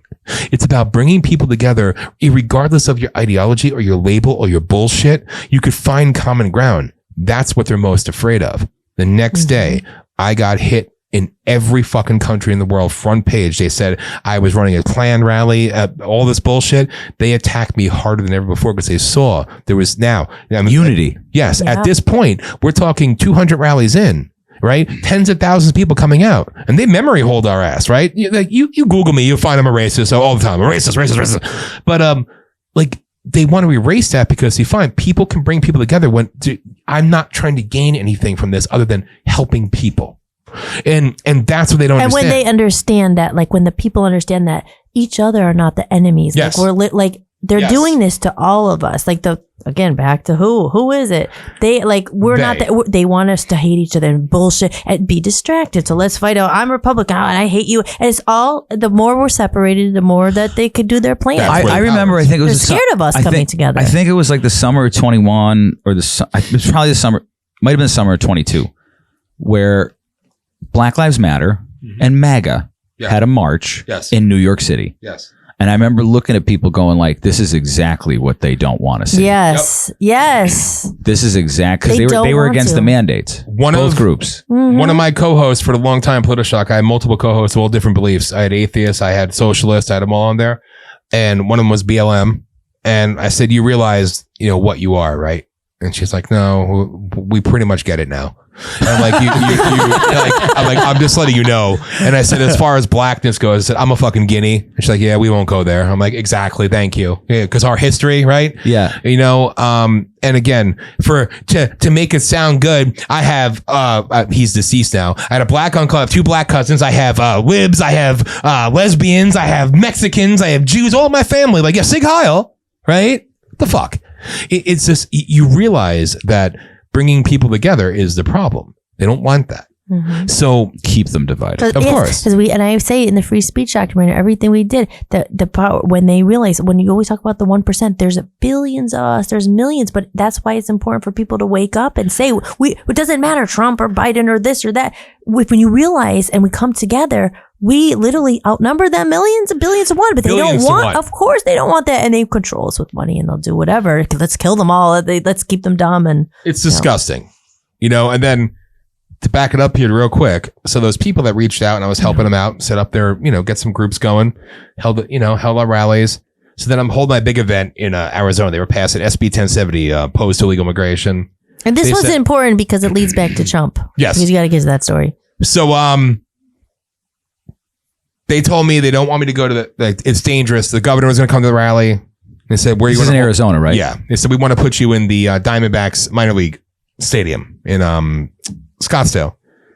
I said, why? I said, I go to Capitals. That's what I do. Find me a sexy set of stairs, like I'll turn it into a stage, that's all I need. I've used fucking garbage cans with podiums with a flag draped over it. Okay. I don't give a shit. That's as grassroots as it gets. All right. So that's where, the conjugation of MS-13 and La Raza, they're all there. Now, what year is this? This is 2010. I said, that's where we're going. And you're like, are you sure? I said, that was your last rally, right? This is I didn't even hear about MS-13 until a few years ago. So they've been around. Oh, yeah. Okay. Yeah, they've been around. Right. They've always been around. So I said, that's where we're holding a rally.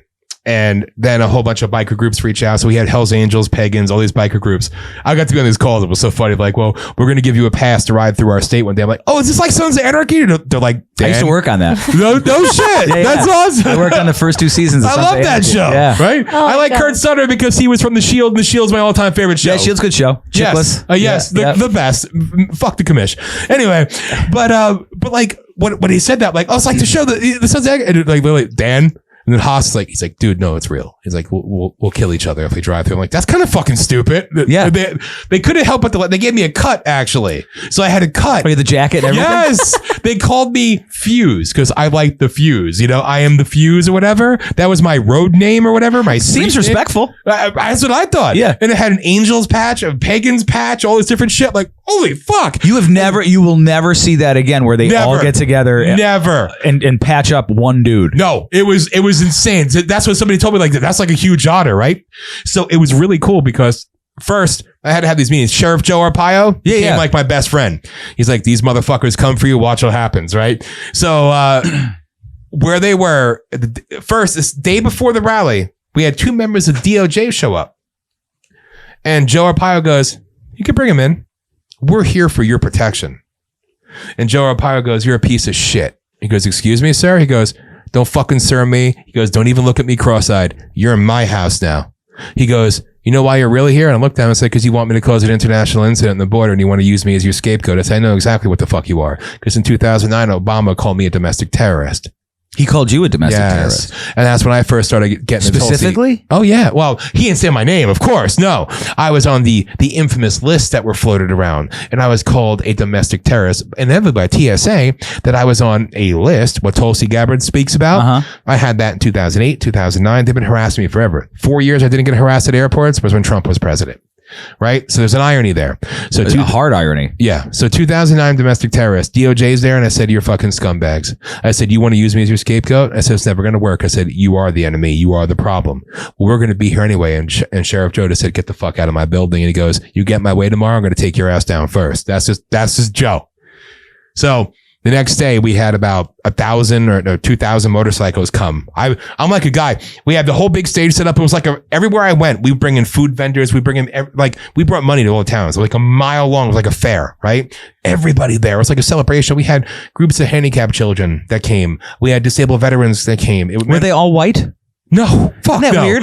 Right? Isn't that weird? Even though I specifically said whites only, but I'm like, what the fuck? No. I mean, the majority of people came to my rallies were actually Hispanic or black. Go figure. But it was so that meant something to me. When you have a handicapped kid with MS, in the chair that wants to give me a pin because he saw me on the news in Tempe and I made him happy and he was like, he was really into what I was doing and I gave him my pin. Like that's beautiful. And when you have a veteran who lost both his legs and he's trying to stand up to salute me, I'm like, I'm nothing. Like you're a fucking hero. Yeah. And these guys want to meet me. I'm like, I'm nobody, That's the shit that they don't understand, that they'll never talk about, that they'll never look beyond. That's what meant more to me because these are people. That's why I'm fighting. And why am I fighting? Because other people aren't standing up. Yeah. So I'm trying to wake people the hell up. And I remind you of that moment a lot because it is hard. You're like, why? Because you enemy number one. I always say he was the OG. Like you literally so long ago you were doing this.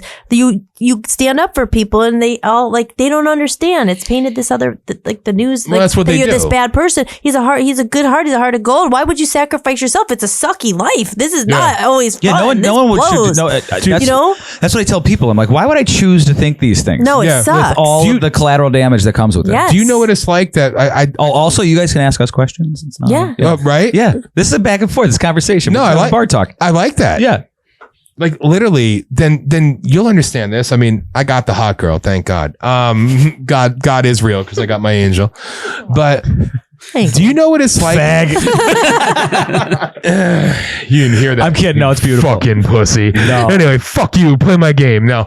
We had a fight earlier. No, I'm kidding. I'm lucky too. I have a beautiful girl. That was good. Yeah. You do.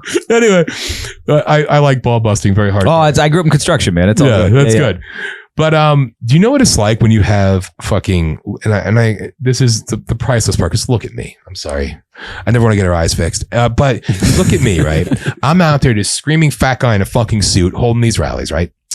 And when you have a guy come over, my daughter's going to be 18 next week. You should take her out. What? And then you start noticing you get political groupies.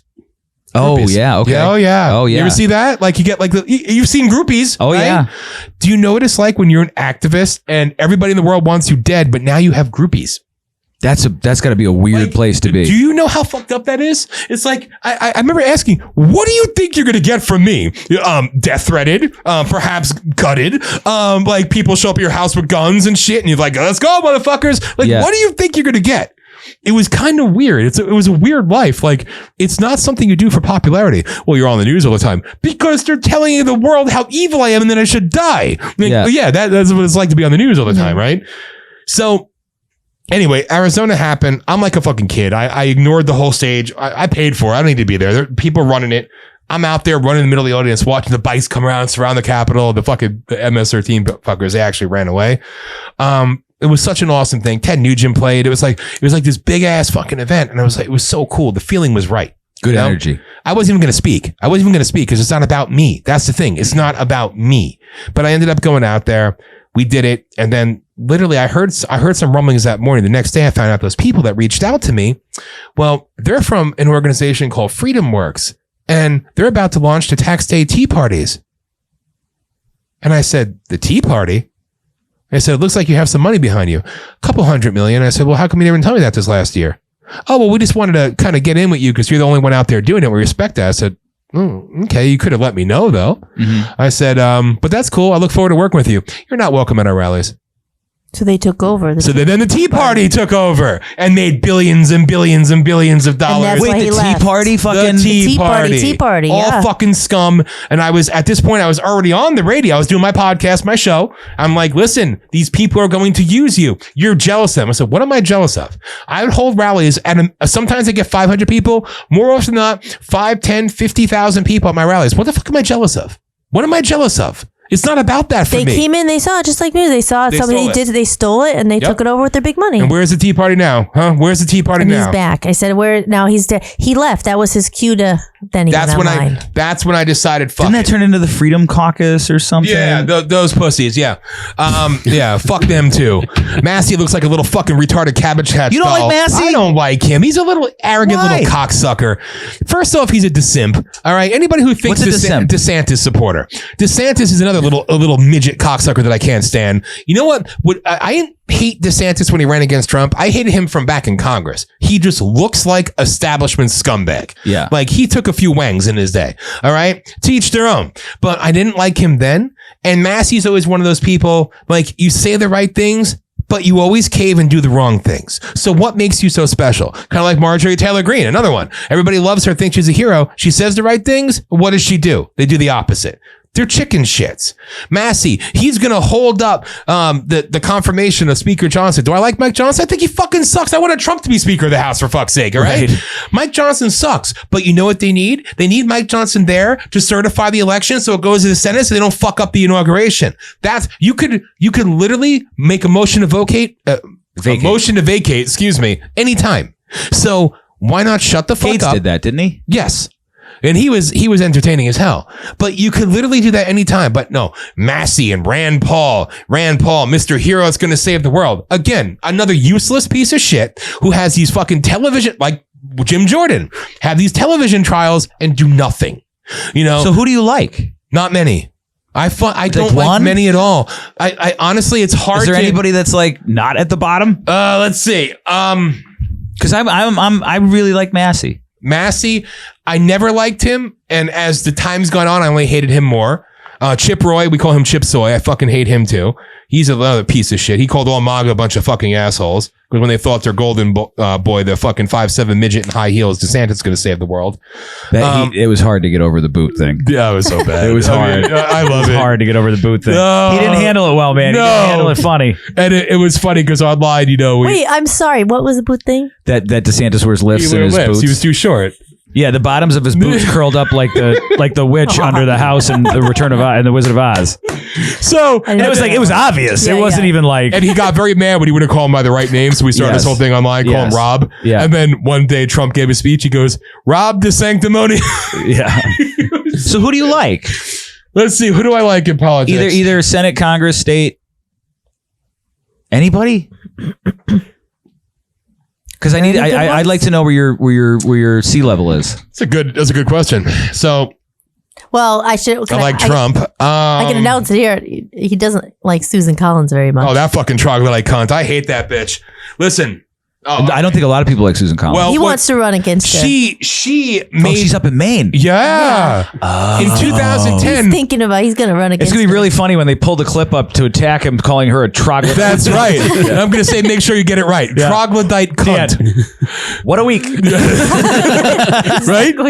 Yeah. Like literally, back when I attacked Tom Ridge and John McCain in Hershey, PA, and like.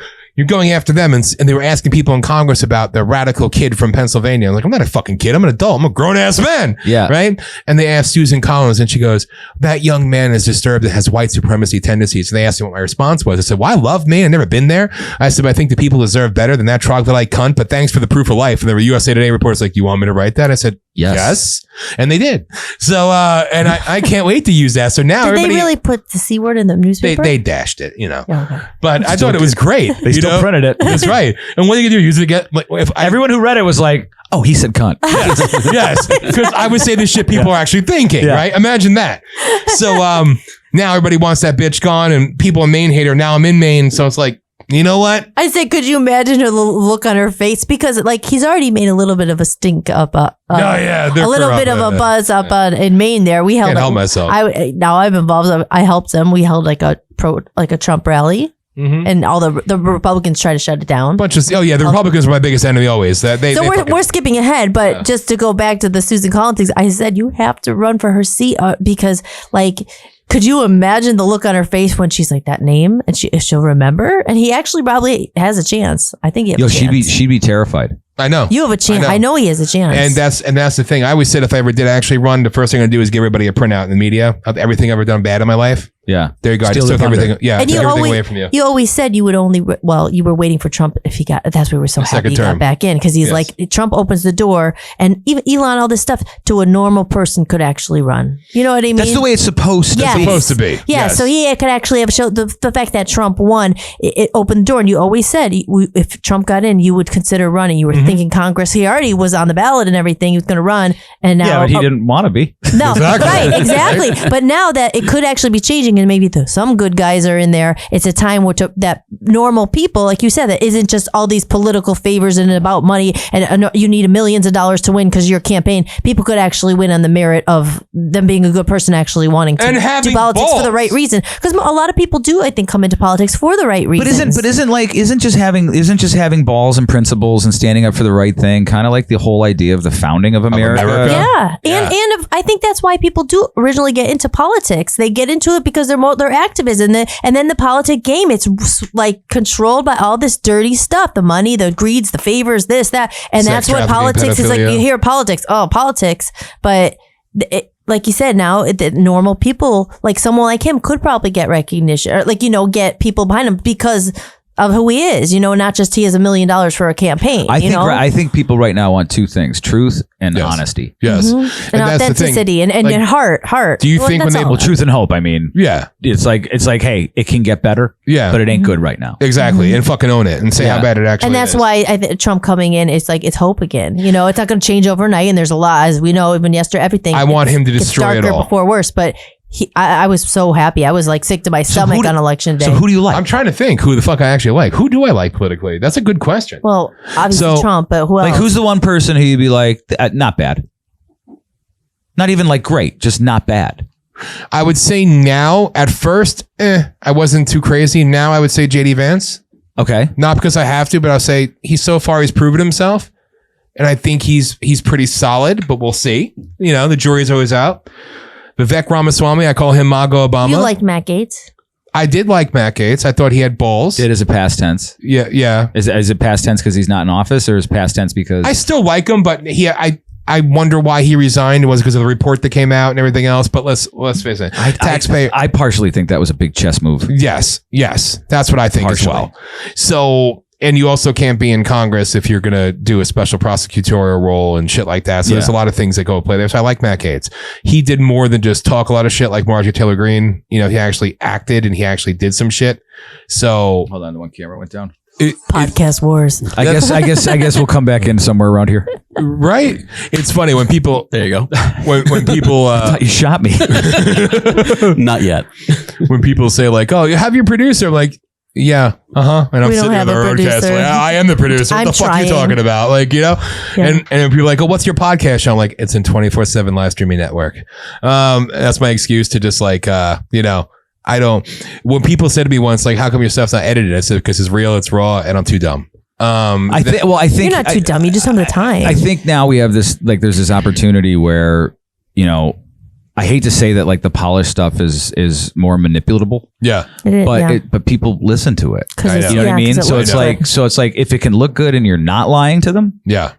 And that's where we're at. We got to this part. We had to meet each other. We had to move. We had to do this. You had to pay for this and this. We paid for all the equipment. We actually do you have something at the house half the size of this? Oh yeah. Yeah. That's your studio. We have a whole big. We have it set up. It's so close. We just haven't gotten the camera part all worked out. Yeah. So it will be like, okay, just use the computer one right now. We literally have a Canon camera. We have stuff and I have the editing. It took me a long time. We were Get me on a FaceTime. I'll walk you through it. I would love that. Yeah. We were. And I want you on the show too. I would love that. I'll look. What the cool thing is when if I get asked to be on a show that's out of the area, it looks just like this, and I just stare at that camera. Yeah, that's awesome. It has the same audio. Audio sounds great. Yeah, the video sounds great. That's cool. But I want you on. You guys could just do. What were we looking at? Video Ninja. Yeah. Yeah. We could actually try that. Yeah. Video.ninja. Video.ninja? Yeah, so we were debating on doing shows where they would be live and we would allow people to basically video call in. The same thing as like StreamYard and stuff like that. You give them a link and they come in, but it comes into like a separate. Yeah. I'll write it down. It's a higher quality audio and video on it than any of these other platforms have. Yeah, it's better than FaceTime. Yeah. It's weird. Like it looks really good. VDO.ninja. Oh, VDO.ninja? Yeah. VDO. And you drop that right into your David Oliver. You drop that right into your virtual camera. Really? Oh shit. VDO.ninja. Yeah. Okay. That's good to know. Yeah, it gives you rooms. You could let people in rooms. You could have multiple people. That's cool because I'm looking for a new one. Yeah. Because that's for like if you're in Michigan, if you're in Maine and you want to talk to somebody in Arizona. Yeah. And you have a guest, like I saw you just had Michael Flynn. I don't know where he's based out of. Florida. So he would have came right through there. Yeah. And then if you wanted to, like while that's happening, let's say you have like, 2 or 3 listeners who are like, man, it'd be really nice if I could like just ask General Flynn a question. They could pop right in and they see each other and it's pretty neat. Yeah. That I like. Cool. We got to moving forward for you guys, like that's good. Take advantage of these little free, cheap, stupid things. Fuck yeah. That's what I always did because a long time I used Blog Talk Radio because they had the call-in number. Oh yeah. So I did that for years. Dan's big radio guy. Dan loves radio. I totally forgot until you said that name and it hit me. And so I was like, oh man, yeah. That's still my heart. Justin TV was like another one, Mega Upload. Yes. That was always my heart. Like, dude, I would take calls and we have such wars. I love it. And that's what I said. Like going back to, and we'll get to it because the whole story, but going back to the activism and what Voice of the People USA Radio was really about. He was not lucky. He got big guests and all that. But I said, Dan, we got to get the people back. I like people's stories to vent, but because we didn't have the phone line. And I said, we got to get the phone line back up so people could call in and actually talk to us. I'm 99.9% sure you could do that with Video Ninja. Oh, that's perfect. Cool. Yeah. Because it literally, I've spent well over $300,000 of my own money just to make it what it is. And it's nothing yet. And it's not like I have my own fucking living paycheck to paycheck. And I make a pretty decent salary. Yeah. But, with the taxes and the way the government is. And that's over the course of 15 years. But it took me forever because literally they could take me off every platform. I'm still going to be heard by millions of people worldwide.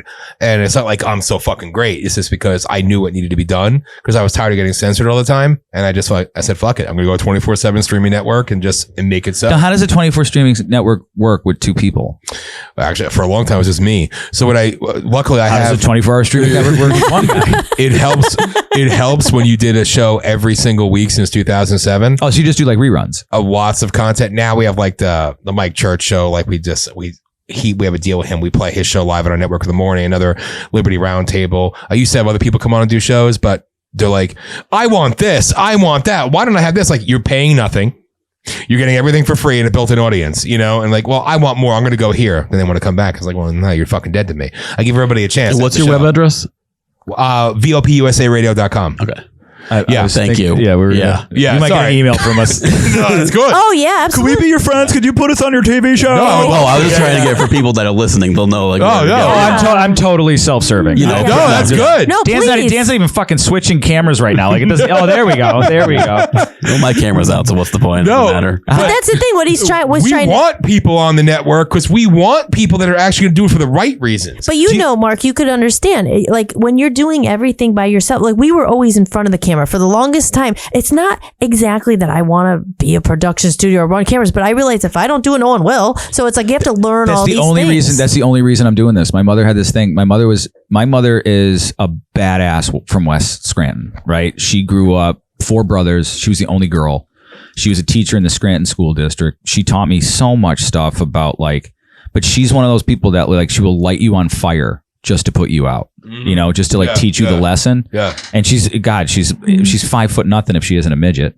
But she's a good person. And she would always, I'm like, why are you doing this? Like, why are you helping these kids? Why are you like, what about us? And she goes, if I don't, then who? Yeah. And I always thought that was like a really good guiding star. Yes. For people to have. You have to be. That was always my thing. Like everybody bitches about a problem, create a solution. Fuck Yeah. it. And that's all it is. And when I met him, that's why I said it. I was always doing everything by myself, especially when you reject, like, yeah, that's why people want a big record label, or they want the team. They want that because you need some help. It's hard to do everything alone. So when I met him, he had been doing everything alone for so long. I have been doing everything alone. I was like, okay, at least now we have two. And it's just, we were not used to being behind the camera. But like I said, I had to still learning about cameras, microphones, lights, all this stuff. Cause I said, if we can make it look good, and we have the quality. I know that we have the other part, but we don't have the superficial part, which is looking good and like nice things. And there's a saying when I lived in LA, it was, if it doesn't look good, they'll forgive you. If it doesn't sound good, they'll never forgive you. Mm-hmm. So if you can get the microphones right, people will be very forgiving. Microphones sound good. We got that. I got fucking. He's good with that because he did audio forever. It's the video, honestly, that we're going into this new. I have a face for radio. The next phase where I'm the one to say we have to be on video. If Rumble wants to see, who wants to hear it? Only you. They don't want to have a 2-hour logo. That's what I said, and that's where we got into this whole thing where I'm like, okay, we have to be on camera. So we're literally building the studio. It's all there, but the camera part. See, but once you figure that out, like once you figure out, like the two easiest things is, well, it's not easy, but the two things to like figure out is like, okay, is the camera properly exposed and in focus, and are we getting good audio? Like, and what that means is like you can go out now and tell stories. Yeah. Yeah. That's what we did with the homeless thing. Yeah. I love that. Yeah. It was like my buddy one day was like, have you seen the homeless? And I'm like, yeah. And I know all, like, across the border, over 20 million people, and they're not all just going to New York and fucking LA. Going everywhere else. They're going everywhere. Yeah. And I was curious to go out and see it. And it wasn't supposed to be a thing. And I filmed his reactions because he's my buddy. He's an Army Ranger. So I filmed his reactions, and he was like, there was a part where he's like, why are you filming me? And I'm like, I'll tell you later. Because his reactions were genuine. Yeah. They were in the moment. There was no bullshit about it. Yeah. And that's how that started. And that one got like, 20,000 views in like 2 weeks. Yeah. And I was like, oh, we got to do more. Yeah. Mm-hmm. And now it's like the number one is that. And then Scott Pressler, we had Scott Pressler on. Yeah. And Cracker of the Year nominee. Oh, he was a Cracker of the Year nominee. Yeah, he was. Did you? That was an amazing. Do you know that has now more viewers than 300% more viewers than the last Oscars? Antonio Brown, the former NFL player. He did the Cracker of the Year. Cracker of the Year. Tim Walz finally won something though. Was he dumbass of the year? Or something? It was like, but like, And Scott Pressler won what? Cracker. It's the Cracker of the Year awards. What is crackers? It's just. Can I send you a link? You can just play the beginning of it, like just the first minute. He's great. Oh my god! Trump had him on stage. He's like, he's great. He's here. Let me just send this to Dan. Just the open, because that like Dan came over to my house. I also had to teach you who he was and like some of his history there though too. Yeah, I didn't know he had CTI and yeah. And Scott Pressler is one of the coolest people we met. Actually, the people. He's a really genuine dude. He's funny as hell off camera too. Oh yeah, he told us many things. I don't want to see that on the video until after the election, please. He's I have no problem with the L's, the G's, and the B's. Yes, same here. Same here. It's the other fucking 75 letters that blow my mind. Well, it's unfortunately, it's like, man, they're really doing some damage on these kids. Of course, that's what they want. Take the children. If we take your children, we take your country. That's right. I can't find it, Dan. Is it on his? And Scott Pressler is a good example of it. He's someone. Just a guy who decided to do something. To do something. He's exactly just like Danny did back in the day. You're gonna do, but like people get around him because he's actually not talking. He's just going out and doing something and giving people a voice. And that's what not everybody is a natural born leader or has the balls to go out or say it. But when they see someone else doing it, they'll get behind you because you're speaking for them. Well, sometimes people just want the okay that they're heading in the right direction. Yeah, yep. Yeah. Yep. Like I said, some people just. Like you said, you were a spark. Is that what they called you? Fuse. The fuse. People just sometimes need to know that they're not alone in this fight. And if there's someone brave enough to say, okay, I'm going to start it, then people rally around them, and start. I feel so terrible. This is taking me so long. I mean, this is a great post though here. Yeah. Crackers and niggas. You're up on it? I don't have it pulled up, but. Well, how are you looking at the post?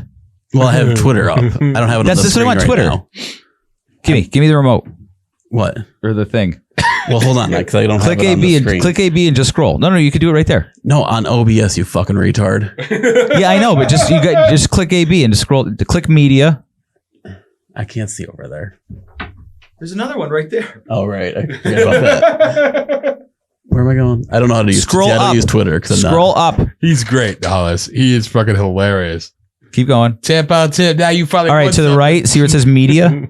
down, right there. Media. Right, and then just scroll. He's got crazy fucking memes. He's great. He's so good. They take it down. Go slow. 103. There it is. Go up. Right next to Elon doing free speech. This one. Yeah, I'm pretty sure that's it. Yeah. Pause it. Okay. Yeah. Talk amongst yourselves for a minute. Here. We'll just get it on there, and then we'll. So I didn't even fucking realize who Antonio Brown was. Yeah. I think he was the guy that spoke at a Trump. I think he spoke in Butler. Yes. Okay. Yes. So I was like, oh, okay. Like he's out there, right? But my kind of out there. Yes. And I'm laying in bed. And I remember seeing like these images of like Cracker of the Year awards over like the last 2-3 weeks. Yes. And I'm like, oh my God, like what is going to happen? And I didn't realize it was him. Yes. All right. You got it up? No.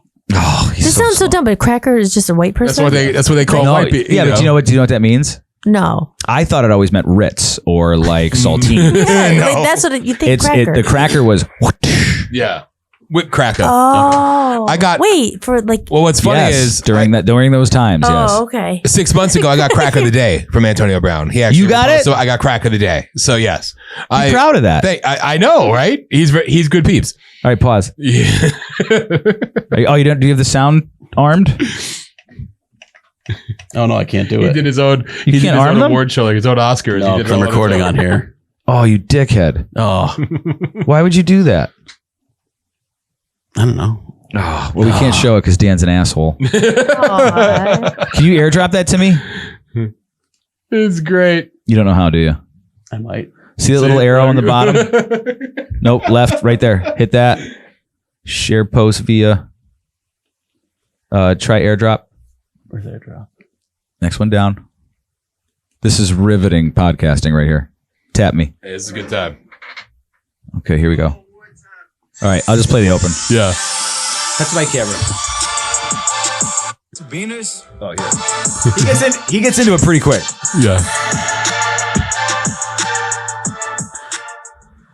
Crackers, niggas, chinks, beaners, and I don't want to discriminate anyone else I miss.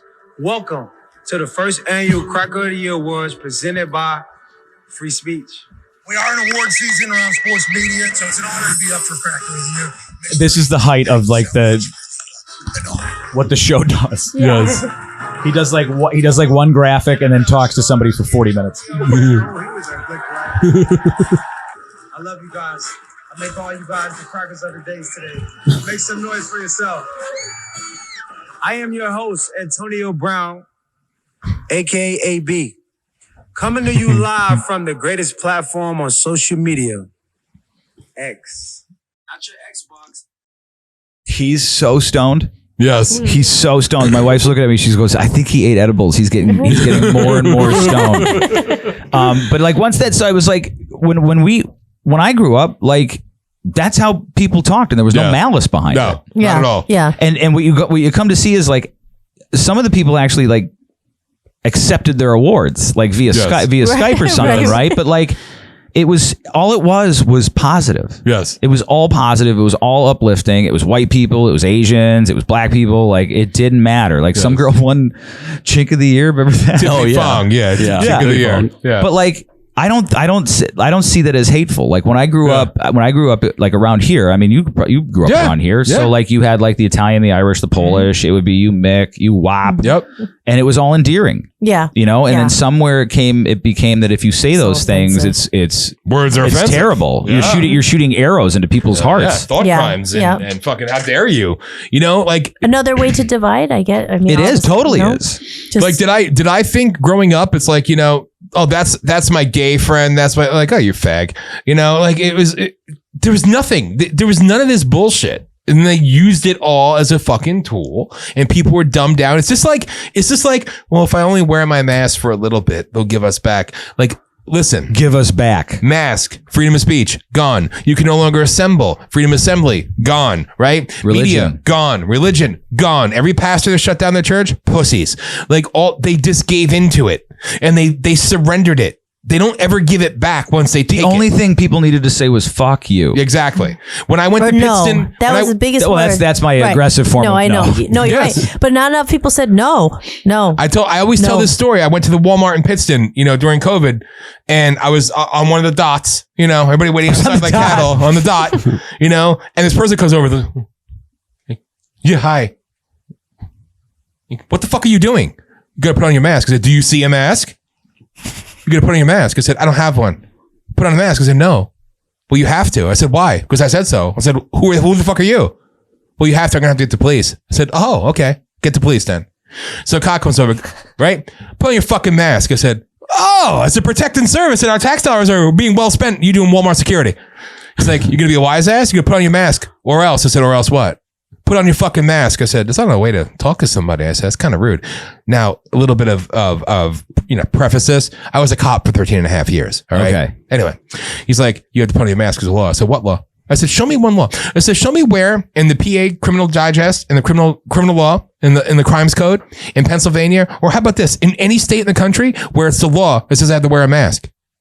Well, the governor says, show me the law. Show me where it was passed. Even in California, show it. New York, show me. I'm going to have to arrest you for disorderly conduct.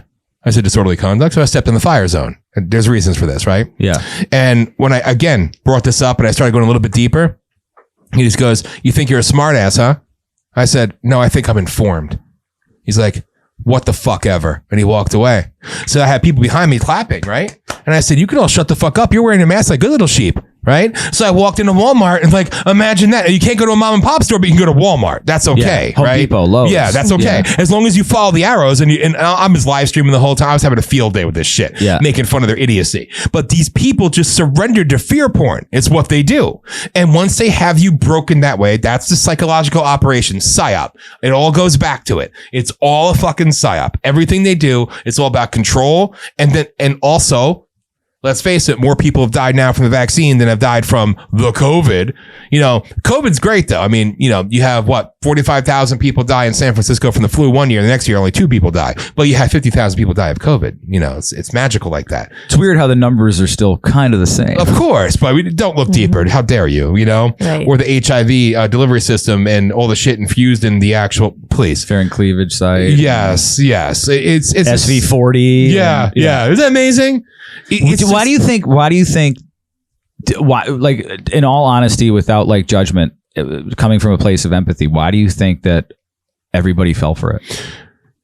Because people, unfortunately, have been they've been brainwashed to the point of there's a part of them, even if you're somebody who says I'm against the system, you still want to believe that you can trust someone or something and there's a right and wrong.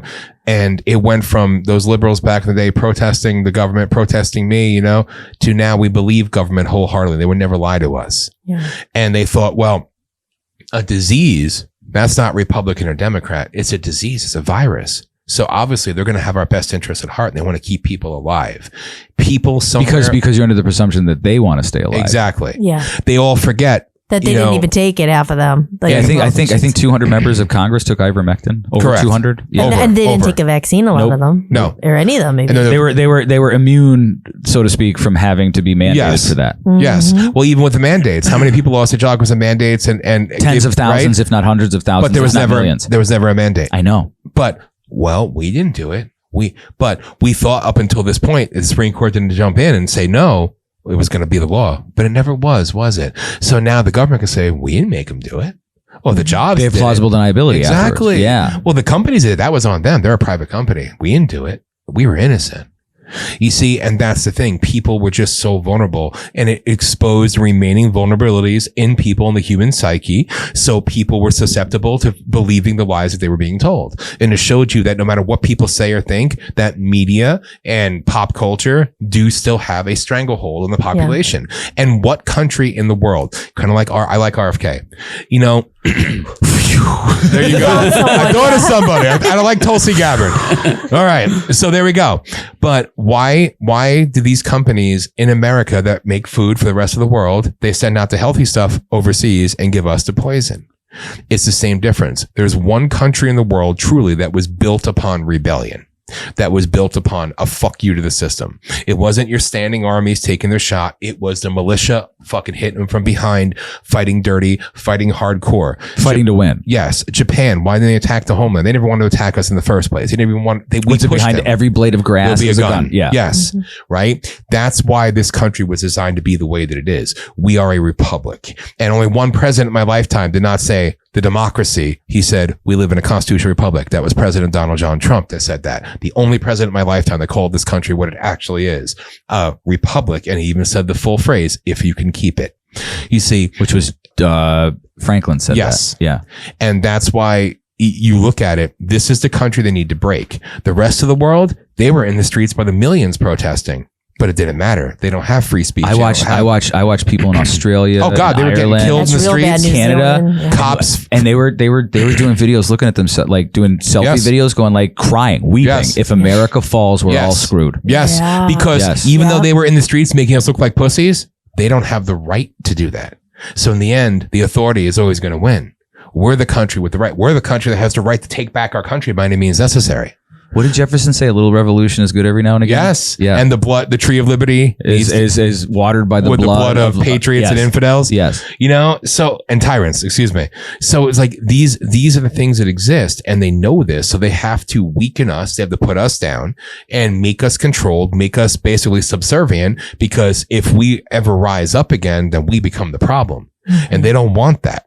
That's why, who's our greatest allies? They always say the United Kingdom, our greatest ally. You know what I say? Fuck the UK. Fuck the UK. You used to own us. You can go fuck yourselves. And when the Queen died, I celebrated. I would do check-ins with voice effect from hell to check in with the Queen. A monarch, Fuck her. a monarchy. Yes. Yeah. You know what?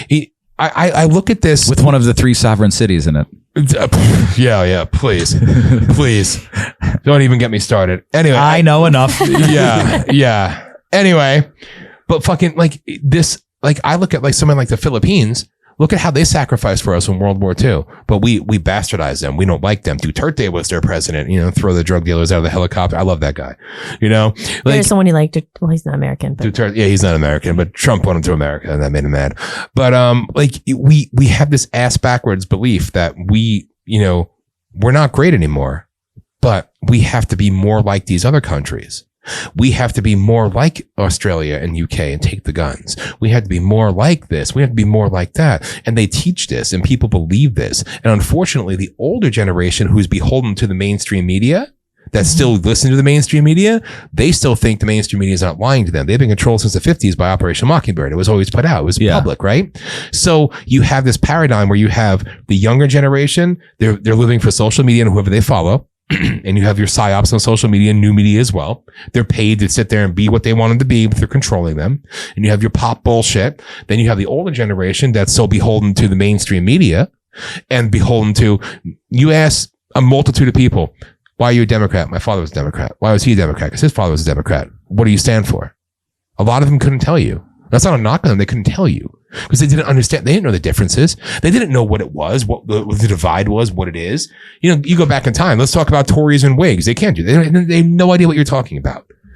People want to believe in their heart. They want to believe in something. And this is why I say fuck you to pastors and priests and shit, that we're going to tell our congregation, our flock, how they should believe, how they should worship, what they should do. God doesn't say that. Jesus doesn't say that. The church is in your heart, a belief in God. God gave us free will. So I see as religion used to divide us. You know, media It's a used to control divide mechanism. us. Yes. Yeah. And people blindly follow. And I could be very critical on my show. You know, I could be very critical, and I am. I'm loud. You know, I do what I do. And do I curse a lot sometimes? Yes, I do. But I'm trying to get people's attention. Because when I have your attention, I'm going to hit you with a different type of truth. I'm going to So say in that something. moment, you're a provocateur to get attention. Yes. Yeah. But you see, I don't pretend that I'm something that I'm not. You know, I am a truther. I am guilty of, I will sit there and I will go off on everything. Well, let's go into Paperclip Mockingbird. Let's go into the, I don't have time to sit there and go back and tell what it all means. Right. That's where Hollis has been so great. And we take the time, we do stuff, and she writes stuff and creates stuff to explain it, because I'm all about, we're in this. We're not, the war isn't coming. We're here. Yeah. This is it. And I said for 2 years when Trump wins that this is going to be the most dangerous time in history. They're not wasting any time. ISIS is magically back, you know, AKA CIA, brought to you by Langley. Like, it's all this shit. We're already here. And they count on us being 100 years behind. Do you know in 1993 in the morning on CNN, I had the video. It's in one of my reels for my show. I haven't played it in a while. I don't even know if you've seen it. In the morning, they were talking about the next coming ice age. That was at 9:18 in the morning. 9:18 is a special time because also on January 6th at 9:18, the Atlantic spoke about the insurrection at the Capitol. Even though Trump didn't speak until 11:30, we didn't get to the Capitol until around 1. But I digress. 9:18 in the morning. Time is a fickle thing. That's right. It's not real. That's right. It's not real. So 9:18 in the morning to talk about the ice age. 1:13 in the afternoon, global warming. What happened? Trump gave the best ever definition of what global warming is. It's called weather. It's called, historically, it's changed before. It's going to change again. But you see, we got stoned one night and just did a whole thing on how climate change is bullshit. Oh, absolute bullshit. Yeah, we got a little stoned and did 40 minutes of... And showed images of like Leonard Nimoy we had and the polar bears in the ice because we were kids and that's what we were told that was going to happen. Yes. Polar bears were going to fall into the water and die. And then we did the math on how much carbon dioxide the United States is responsible for, and how much carbon dioxide... What happens if you lower carbon dioxide on the planet? Everything dies. Well, your carbon footprint. You got to reduce your carbon footprint. What is carbon? We're carbon. Hello? Climate control is population control and reduction. I went on a rant, another one that went viral. I said, they want you to die. They need you to die. People celebrated when the Georgia Guidestones, people, what are they? The Georgia Guidestones. That was amazing. It was an found out who did it. Yep. It was an act of God. It was an act of God. No, it was an act of the globalist. They've been telling you for the last 30 years what they're going to do. They're going to reduce the world's population to 500 million and then beyond. And they literally told you about the one world government. They tell you what they're doing as they're doing it to you. It's part of their code. They have to. And they did. Now we're going to take and them down. then the media lies for the people who told you. Yes. Now they take them down. Oh, it was an act of God. No, it was an act of them. Do you guys get blowback? Do you guys get what's the blowback like? Oh God. I mean, is it less negative now or is it 50-50 or blowback for what we're saying? Just like, I'm more interested in like family, friends, family and friends. Are they giving you shit? I see here that it's kind of odd. See, my sister actually loves your show. I don't know if she's watching. Loves whose show? Your show. Fuck off! Really? Yeah, she does. She's the one that told me about you when I first moved back. She's like, you gotta meet that guy Mark. You should. He does all media. Who's your sister? Her name's Christine Mahady, but she actually works at the University of Scranton. Hi, Chris. She works at you? Yeah. see, maybe she won't watch the show. Not for long. We got Gold Sack. We're good. So, my point is that, she's cool, but I don't know. We're on the air. You're going to... Yeah, what? She had a shit. No, we're on the air. Maybe I shouldn't go into it because I keep thinking you're going to air all this? Yeah. Oh, okay. Well, minus the cameras going down. Well, keep it vague. You asked about family. I have a different viewpoint than almost all of my family. So it is hard because it's hard when you can't really tell, you can't really be yourself 100%. You want to tell them, but you just don't think they're going to understand. Not just my sister, but I don't know. We don't really talk about it. My mom. Is it just hard to articulate or is it because my dad, I went through this with my dad. It took me like 4 years, but what he finally conceded a year ago. So 3 years, it took me 3 years. I said, why is this so hard for you to believe? He goes, because I'm afraid you're right. Yeah. You know what I mean? And it really fucks with people. It is. It really fucks with people. Yeah. And that's what happens. I think that's what happens with my family. They don't want to really believe that the vaccines are bad or they don't. I don't know. I think I met you around that time. I was like, my mom wanted me to get a vaccine to go on a cruise with her. I'm like, I'm not getting a vaccine, but they're cool enough. I said to you, the water will still be there. Yeah. And there you go. You don't need them now. But that was the thing. They're cool enough where they don't push your, they weren't like, get the vaccine.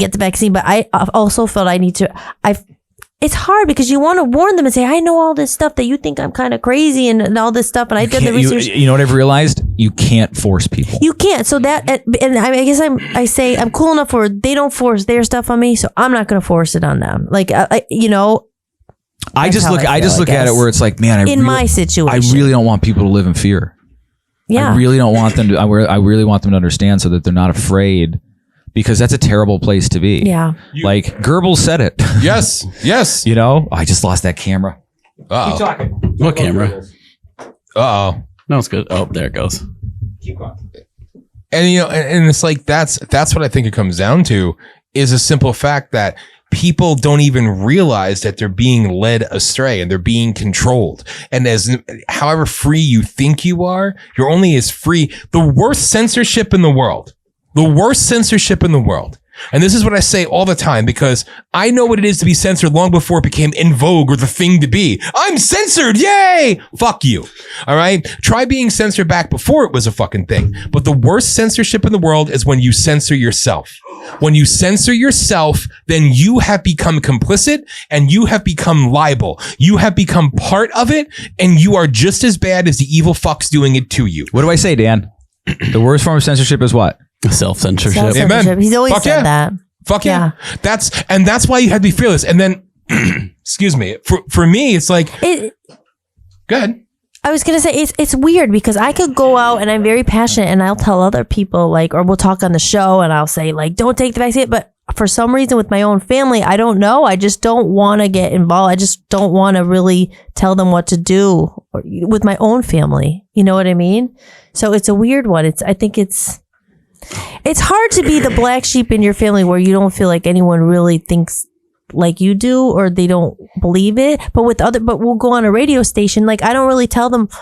I'll say, oh, don't listen. Don't listen. Yeah. I haven't, other people in my family who I love, but they're brainwashed and I'm like, they vote for Kamala Harris. And I'm just like, oh my God, I love you, but you don't really know me. It's like, you have to live it's like a secret Trump supporter, which I'm an open Trump supporter and I love Trump. But like for me, it's almost like with my family dynamic, you don't want to tell them. I'm like, almost like not myself because I know they'll never change and you're just kind of like, you should do that. And I'm like, but there's certain people who like, you're open to it and they'll see and you're like, yeah, you want to tell them, right? But when the people who are totally not, you're kind of like, I can't tell you what to do. I don't think you're going to believe me. What's the point? I think that's why they're so aggressively negative is because they're afraid. It's like you're like maggot is one of my favorite ones. Yeah. Or Nazi or fascist or, just any other pejorative. And I think it all comes from a place of fear. Yeah. Yeah. And then you have somebody like me who I just don't give a fuck. So, but luckily, like, but I think I'm asking because I think like I always want to help people. I want to reduce human suffering, right? Yeah. Like that's what I want to do. Me too. I'm always looking for a way to just not manipulate them, but just like break the spell. And it's not like I want to meet their energy and try to find a way in. And that's the inevitable goal. And that's why sometimes like, wake them up. And you're right. And again, that goes back to why I wrote that thing. Cause I had a girl from high school. It was a good, or not high school, from college or whatever. My old roommate. And she wrote to me out of the blue and I was like close to this person, but not, you grow up and you go your different ways. We're not enemies. Yeah. Yeah. But like out of the blue, she wrote to me something like, what does she write about? What's your radio station? Or I see all this stuff coming. I'm interested in what it is, and thinking, okay, well, I'll tell you about it, And then she wrote and I told her about the Free Speech Project, the Voice of the People radio, and whatever. Yeah, and then she wrote something back like, well, you should be careful of backing something or being part of something, perpetuating misinformation and all. Like literally, I'm talking to her. I'm like, you just go after me and say this, and I'm thinking, what the fuck? Like, number one, I don't go to yours and tell you. Basically, what I'm trying to say is that she wrote me asking like she wants to know about this, but really, you don't really want to know. You want to. No, she wants to warn you for not going along. Yes. All they want to hear is their words coming out of your mouth. And she was actually the one. I was so mad because I was just thrown off guard, kind of like, why are you seeking me out to go? Like, I have a bunch of those people that do that to me. Very liberal, like, okay, you didn't live the life I lived, which was what I was getting into earlier about perspective. This is someone who probably graduated from high school, had a family, blah, blah, blah. You get it. You didn't experience fake me yet. You're not into holistic health. You don't know what they're doing to, blah, blah. So why would she think, okay, but don't come after me? But that was kind of when I felt helpless. I was kind of like, so I wrote back to her. I'm like, well, the vaccine, and then I'm like, why am I doing this? Why am I doing this? Yeah. And so I said, that's really what prompted me doing the New World Order for Beginners, thinking like, here, look at this, or don't, because those people who, I want to know more, but really you don't. You're just wanting to tell me your point, and you really aren't. It's not like you really want to know more. What are you doing? It's like, no, what are you doing? You're just voting for Trump. It's the Matrix or Alice in Wonderland. You have to. They have to choose what pill they're gonna take. That's right. So the New World Order, and you're just trying to make it easier for them to swallow. Yes. Yeah. And that's why I was like, because again, going in at level Oprah eating babies, like you're not gonna.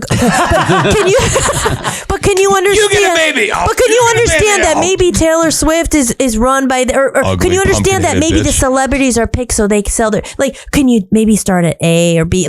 That's why I literally felt so mad that night because I'm like, I don't know what to do because you like you said you try to want to help people and try to wake them up, but where do you step and then I thought, okay, for people who are interested and maybe you're at that very level that they might think about it, but there it is, go look at it, see if it makes sense to you. But someone like her, I'm not going to send it to you because you're so hard in your beliefs and you want to be right. You're not writing to me to say what is it really about, because I'll tell you this is what I think. They're in that moment they're genuinely not curious. No, they're not. I want to know what it's about, but you know this and this, it's so that's where I had the problem. I listened to some guy. He's like an investigative reporter, travels the country, and he was doing like an X Space, and he said somebody asked him about like people's red pill moments, right? And he goes, I've never heard the same one twice. Mm-hmm. He goes, I've talked to hundreds of people, and everybody's off ramp is different.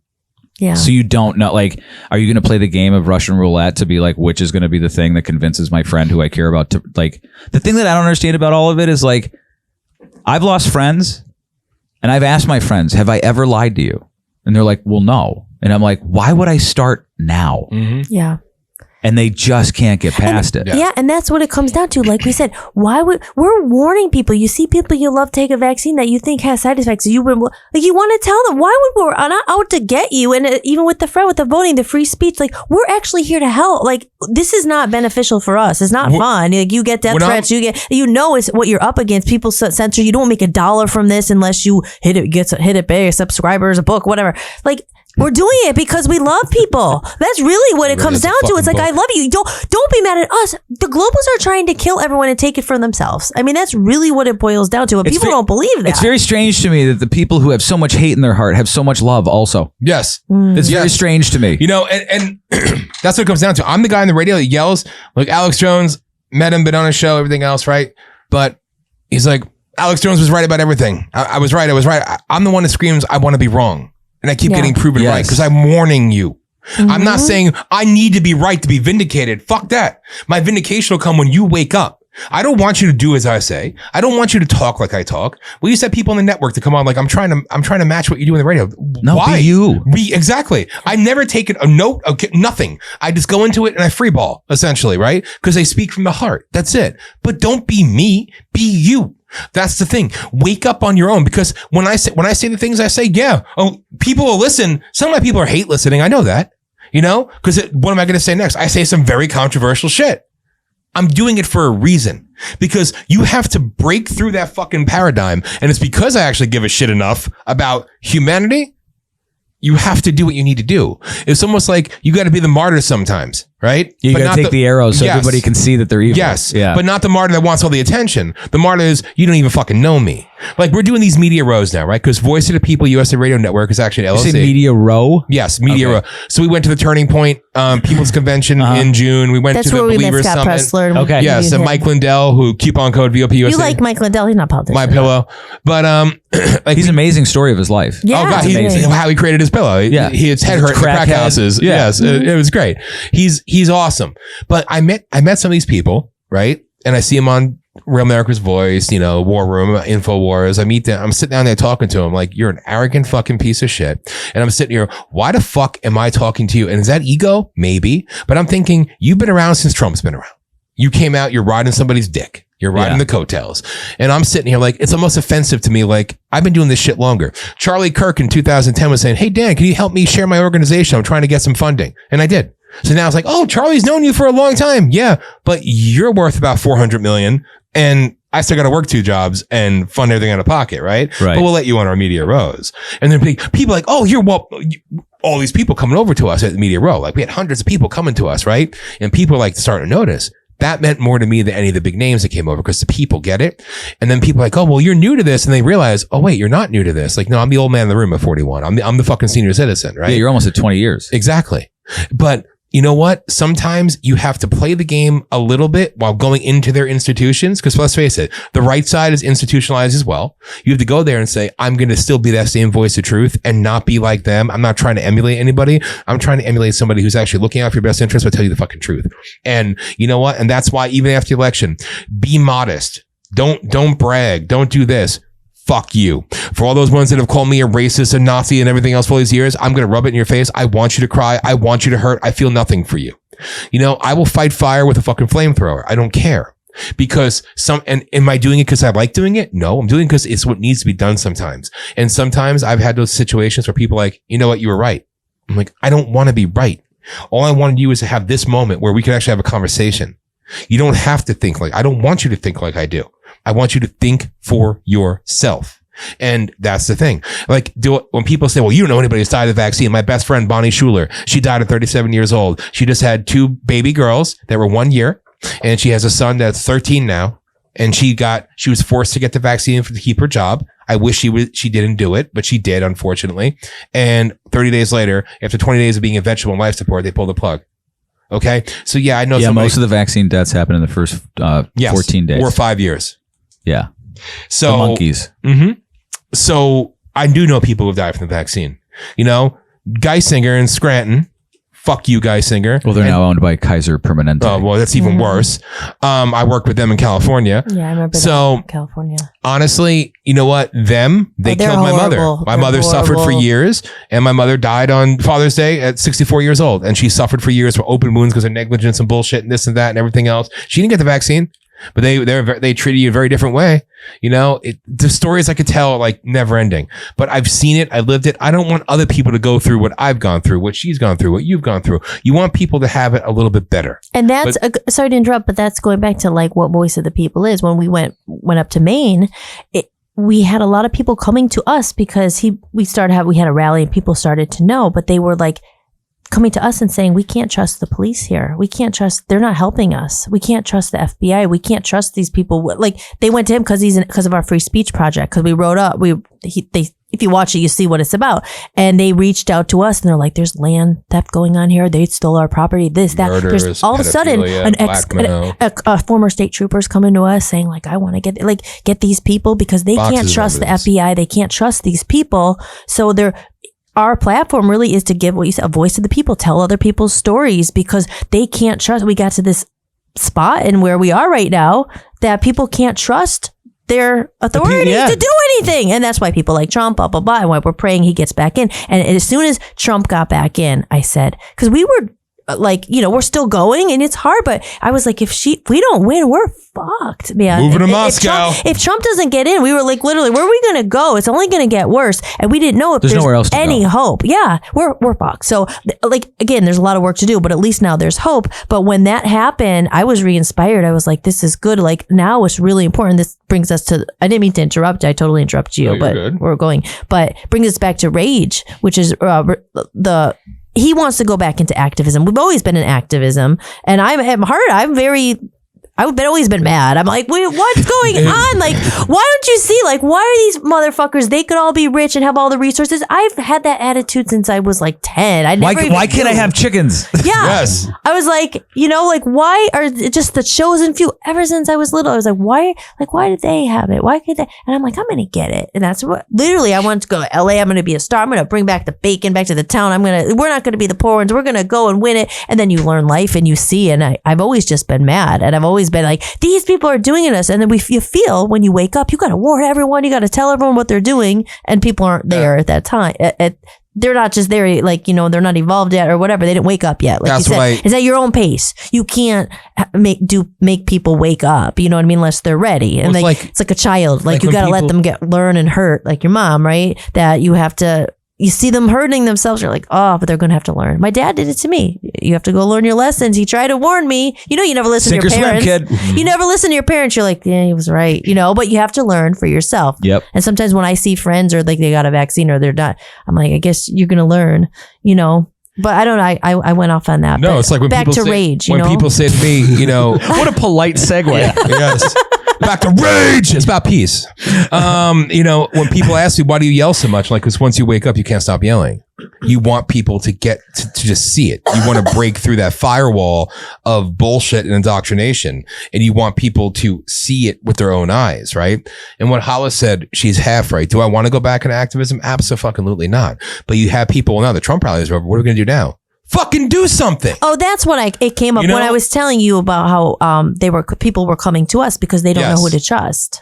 Because historically, and again, maybe another show. Because again, I'm publicly inviting you on the show. You both come on the show. Oh, like, Dan I want sucks, you though. Yeah, I That's fucked okay. up a lot today. I fuck up all the time. So Oh, good. We're It must we're be a kin. name. Yeah, See- right. See, Dan, what you don't realize is when you take the red pill and you go down the rabbit hole, you find that everywhere is Mr. Rogers' neighborhood. Yes. It's Mistakes all, are okay. Everything's great. Did you do it on purpose? No. Forgiven. All right. There you go. Yeah. Good. I'm But, over it. But like, Would you choose? Here's a question for all your viewers and you. Would you choose the red pill again? 1,000%. absolutely. No. It's hard. Like, you know, sometimes on these hard days and all these times, like literally, we have each other now. Thank God. Well, I'd rather know the truth than be lied to forever. Yeah, we give each other pep talks all the time because I wanna sometimes taste I'm that just steak. like, why would you ever say it? Like, Cypher. oh, why? Ignorance is bliss. I say a lot. I'm like, oh my gosh, but no, it's true. You would. It's a blessing and a curse. You couldn't ever really go back. I think it's always been. I think there's been Yeah. people throughout the however long human history has been. I think that this fight has been fought the whole time. Yeah. it's always for freedom, right? So Always. It's always every class. There's always someone trying to rule someone else, Yes. and it's the same thing. one of the things I did with VOP, with the activist group, and by the way, the other website is voiceofthepeopleUSA.org. It's a longer one, voiceofthepeopleUSA.org. Do you want to show that, Dan? Yeah. He's showing the radio Oh. one, which is fine, but there's I don't know if another he has one. it pulled up. He's kind No, of he retarded. doesn't. He just, No, because we I didn't just tell told him that yet. one. Voiceofthepeopleusa.org. It talks about rage. Maybe you Yeah. could play the 3-minute clip or something. But literally, Oh, we don't have sound. That's what Dan screwed up. That's, that's okay. That's another thing I messed up today. so what it came down to is people were inviting me to come to their towns, Indiana, freaking Kansas, Missouri, and we go after corrupt politicians, cops, everything else. And at the time they say you're not true blue because you're going after cops. Like, no, I took an oath. Like, I don't want people fucking other people, especially if you have a I don't badge. care. I don't care. who you are. I don't care what industry I'm Exactly. in. We got to get rid of those Yes. people. Make the industry look bad. Exactly. So what I did, through just being ballsy and being blunt and just confronting and calling shit out, is we went and we got shit passed. We got people arrested. We took people down. We went to Shenandoah after a illegal immigrant was beat to death, right? And we had all the world media down there. We went down there. Barletta, you can't say our name while you're in Shenandoah. Other groups, so we don't want to associate with you. I'm like, all right. Went down there. Had about 2,000 people show up at a baseball field. More media. It was like New York City media. I had rallies in Times Square and shit like that. Like hardcore media, right? And I'm up there. And the first thing I do is have a moment of silence, right? And I say, that was for the illegal alien that was beat to death. Because when we act like that, then we're no better than that which we protest against. Mhm. Right there, your whole crowd's like, what the fuck? You just lie to us to get us here? But No, it's about being a human being. exactly. Now, then you turn it around and go back into why we're different. We have to stand for something better than that, right? So we went everywhere. We got 2 police chiefs, the police chief and 2 other cops and a detective. Actually, they lost their jobs. One was charged. And we did shit all across the country. People came and said, will you help us? Because I'm a loud asshole. And I will go show up at your house. I'll go show up anywhere and I will fucking protest you. I don't care. Vicente Fox came to Wilkes-Barre at the Kirby Center. We were right across in the square. We had a massive protest. And because they're sitting there hailing Vicente Fox as a hero. And he's talking about how much he hates black people and they should be back in chains and they're no good monkeys. Right? So I'm not going to sit there. This is and the president of Mexico, yes, right? Yeah. Yes. And then sitting there bringing him to the Kirby Center to go promote his book. Fuck him. He's a piece of shit. So like, you have to stand for something more. You have to be, you have to actually do some good in the world or try to. So do I want to go back into activism? In my heart, I love it. It's what I've always loved, but no. But when you see a population, it's like, okay, people showed up and showed out for Trump. Good. You have to do more. And that's what brings us to rage. Now, the name is great for me. I always, on there, if you click on the tab there, rage. we try to do it like the Dare logo. Do you see the rage tab, Dan? Now I gotta make the window a little bit bigger, then I can share it. See, I like to do like a pre-show. Like, Yeah. doesn't happen. No, I don't, dude. I know. You're preaching to the choir there. Oh, rage. Yeah. But we try to do it just like the old school Dare shirts, Dare to keep. You were just on it and you moved away again. I know. I moved over to the There you go. screen share so There people can you see the go. site and then they can see me do that. Oh, well, All right, that's scroll down horrible. because we You gotta can't see use me. sound. Yeah, find the logo there. So Rage. There you go. Oh, Dare. Yes, Dare. I always thought it stood for drugs are really expensive. Right? But So what's this? restoring accountability and grassroots empowerment. So what it is now I put a call out on my radio show on Political Shock and I said, if you have a story and you want to be told, we're a media company. We're going to get press credentials we're doing a big event at Trump International. We're going to invite to cover it. It's going to be a whole massive thing on March 3rd, right? We'll be at the inauguration, all these things we got tickets to, and we could do media stuff, you know, because we have legit press credentials. We're a legit media company. But one thing I say is, well, people feel like the media is not going to talk. If their mayor's corrupted, this one's corrupted, we have no voice. We are the media. We will show up and we will put you on the air, and millions of people will hear your story. Come tell us. We're going to vet it first, obviously, and then we're going to do some good and try to actually make some change. So restoring accountability means really it's about Trump is going to come in and hold the top accountable. One man can only do so much, which I hope people learned from the first term. They all thought one man was going to do it all. Trump all but had a flashing sign. I need your help. I was surrounded by fucking evil. Yeah. One man can't do it all, but now he knows what he's going to do, but he can only do so much. We cannot give safe harbor to these people on local levels. Like, and I'm going to be in PA a lot, unfortunately, because it never got any better. You got a Shapiro bitch boy for governor. Soros bitch boy for governor. Sorry, Shapiro. I mean, we'll talk about that, dead body that's on his track. Anyway. Oh, the suicide? Yeah, suicide. Man, that's weird. Yeah, How'd that happen? I know, amazing, isn't it? It's like a fucking price to play. But anyway, you have to give the local, the municipal, the small levels a voice as well.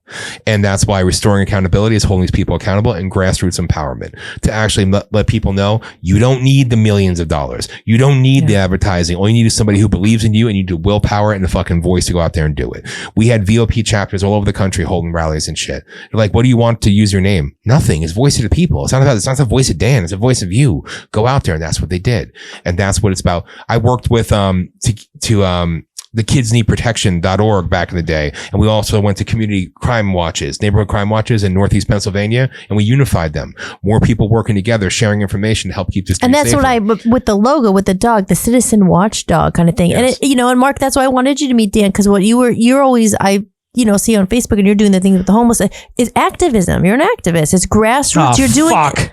It is. You're part of it. Like, it's all everyone has to do. Can't escape it. In your own communities. It's where it starts. And I mean, I don't know if it drips down the other way. It gotten so big that now I said, thank God Trump got in, because now he might start paying attention. If you start making a big stink about these things locally, the homeless, like now there's a chance. Before, I didn't know what was going to happen if she got in and all that. But now it's like, okay, you start making noise, and people around here are doing their work and saying, wait a minute, even in our town in Maine, that's where we are. And it's like, there's so much corruption, and there's a lot, like, we moved there all thinking we're going to open a business and get a grant and all this stuff. We learn very quickly within the span of like 2 weeks that everything is corrupt. I think it's everywhere. It's everywhere. So now it's a part where, again, what do you do? Like, even that guy in the homeless part 4, he's saying, I just don't know. But it's like, what we have to do is use your voice and start being loud, because until you get the attention of people at the top now that are changing. He's bringing in the Doge and all that. So all these people, there's a chance now more than ever. That's why I said we have to start doing something. We're only 2 people. We're only 1 person, which it's trying to say that,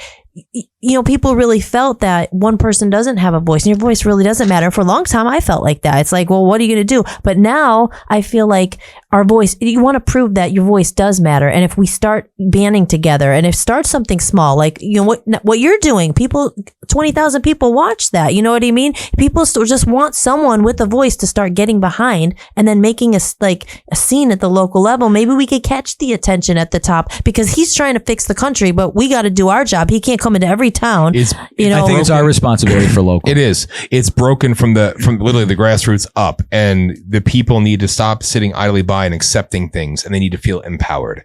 And that's what this comes in, how it comes in. And unfortunately, fortunately, I know what it is to do these events and to hold these rallies and to actually force some change. And now it's just, we have a radio network that's heard by the entire fucking world. It's like, all right, so let's put these things together and use it for good.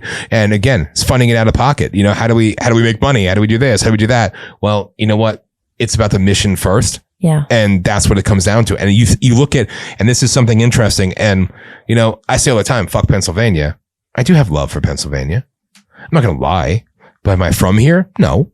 But did I spend a majority of my life in Pennsylvania? Of course I did. But I've been all over the country, all over the world, right? What I see in northern Maine, and we could throw a rock and hit Canada, right? We're all the way at the top. But what I see there is Northeast Pennsylvania 20 years ago. They're just, but these people, I always say in our area, it's like, this turned 1990. You know, like we cross the border into Canada to go to Walmart because the nearest Walmart in America is an hour and 15 minutes away, right? Everybody speaks French up there. It's like a little small town. It's a weird little, it's different. But there's so much corruption because they're afraid of confrontation. So what I see happening there is everything they did here. And this is an example, and I've seen this happen elsewhere. And it's because I care. And it's because I care about here that I'm not going to leave this area behind. It's funny. You get hatred when you hold a rally. It's like you hold rallies in Hazleton, Pittston, you go Philadelphia, Pittsburgh, you go all the state. Then you go hold a rally in the state. Oh, you don't like us anymore? Oh, now you care? And you know, it's like now PA misses me. Then I come back to PA, right? You know, it's always like that. But I still have a fight here.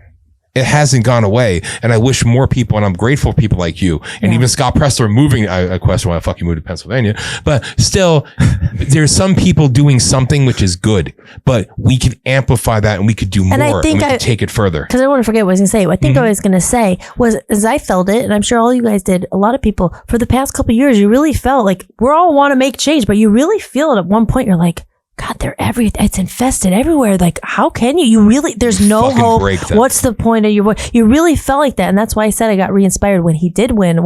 Because if anyone who likes Trump and knows he wants to bring it back, make America great again, and bring it back to even 5 years ago, the pandemic ruined everything. I felt like, I mean, way before that, but even just little things. Like I always use the example, like businesses, like Home Depot, we were trying to get, things done in our house. Like no one has any morals. No one calls you back. You're lucky if anyone cares. There's no quality. It's like this just, everything has just been lost. It felt, this is my opinion in the last couple of years. I'm like, what's happened? But you really feel like that. What's the point? And I brought up the example, like up in Maine, there were people coming to us because we put the free speech project They killed my daughter. Can you help me? Yes. That's pretty fucking, there's people who people are coming up to you saying yes. They know who the people are. I'm not going to say names right now, but they know who these officials are. And you really feel, well, what can I do? Everyone gives up and you can't blame them because you call it out and they go after, they threaten you.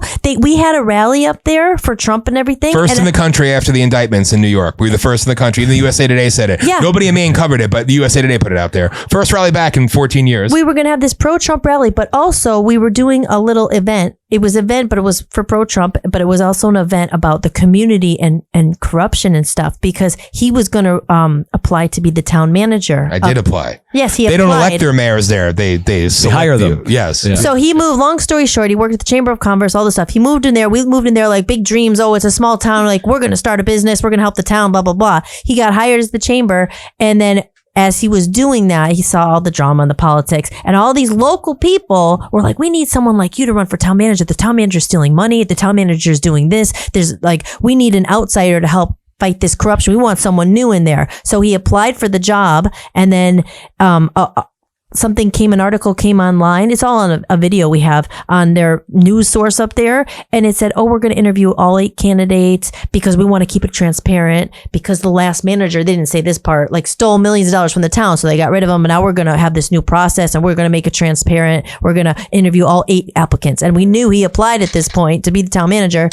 And then they never called him. And he's like, well, where's my interview? It says you're going to interview all 8 candidates, and they wrote back, oh well, that was just a mistake. We've already selected our So he called him out with a nasty not a nasty video. It wasn't even that bad. He's like, I'm gonna expose this. I'm coming for you. I'm holding a rally in Fort Kent with bringing a curse. charter. He had a curse with the beep word. It's all. I wish you played audio because it's only like a minute. But this put a pissed them off. All of a sudden, they didn't like us, and we were just new in the town, but we saw already, you call it out, that these people are like dinosaurs, are cemented in there, and people are scared because what do? They're dirty. They use threats. They're just protecting their theft. Everyone knew. It's like a secret. Probably in Scranton too, there's so much corruption. Everyone knows who was doing it, but you're thinking, what's the point? There's going to be no change. That's what people think, and that's why I'm saying it sucks, but I don't want people to think that because now I'm thinking that Trump's in and all this stuff, that our voice can matter. Because when you really feel harder. That, there's no point. There really is no point. I felt like that for more than ever this past couple of years. I hate evil people. I hate evil people who do evil things, right? Because there's no redemption for that, right? But the rest of them, I just want you to do the right thing. Mm-hmm. Yeah. I just want you to do your job, do the right thing. Yep. Yes. Right? Yep. Protect people, make sure that they're not fucking overburdened or serfs. And they, like, that's the thing that like people think around here. They're like, oh, you're right wing. You fucking hate it. I don't hate. I just want you to do your fucking Yes. job. Exactly. And like that's- the people Yes. elected you Yes. to do your protect job. them. Yes. And they don't care. And these people in positions of power have just done that. And then they make all these mistakes, go to higher office, and there's no consequences. Exactly. for They get fuck-ups rewarded. before. They get rewarded. Mark, and that's what I was saying. It was really crazy. I'm not, the example I keep using, these two people came to us up there. They didn't know what to do because they're in Maine and there's a land scheme going on where they literally have been I just keep laughing at it. like they literally trying to steal, not try. They did. They stole It's a very long story, but long story short, what is done is very wrong to these people. Now, everyone else is turning a quiet eye, knowing that this is wrong, but they're scared to speak up because these people are ruthless and they will blackmail you. They'll run you off the road. They'll do this. It's bad. And people are scared to speak up. Now, here are two of us who have no connection to that place. We don't have bloodlines and we don't know anyone's grandpa or dad. So it's like, we don't care. Fuck you. But we're putting ourselves out there, and it was hard, but all of a sudden they didn't like him. And Are you finding that the regular people are like, we got your back, we're just quiet? Yes. So what tell it them is, about the police. it's funny to be a Smeriglio in the land of the French. When I went up there, they said, you're bilingual, right? I'm like, I'm not going to fucking speak Spanish. They're like, no, we speak French here. I'm like, I certainly don't speak French. But like, Cowards. We're learning. French. Visa vada. Anyway, but, fucking, but like, seriously, we had like 100 people show up at the rally. It was a joke. Right? 100 people. Come to find out a couple weeks later, one of the cops, the assistant chief in an area up there, he saw me standing outside of a store, looped around and came. He wanted to tell me, he's like, you realize that you would have had about 600-700 people that wanted to come, but they were threatened. They'll lose their position in their church. They'll lose their retirement. There's a mill, a paper mill, and a hospital. It's the only jobs they have up there. They threaten their pensions. They threaten their status in the church. Anybody who goes might lose their pension. They threatened everybody. And that's why people didn't show up. And literally 2 weeks later, 8 days later, well, my with mom a rhino, died. that lady. Yeah. Oh, yeah. Well, the head of the Republican Party of up there. That's why the Austin Theriault, former race car driver, he ran for Congress up there.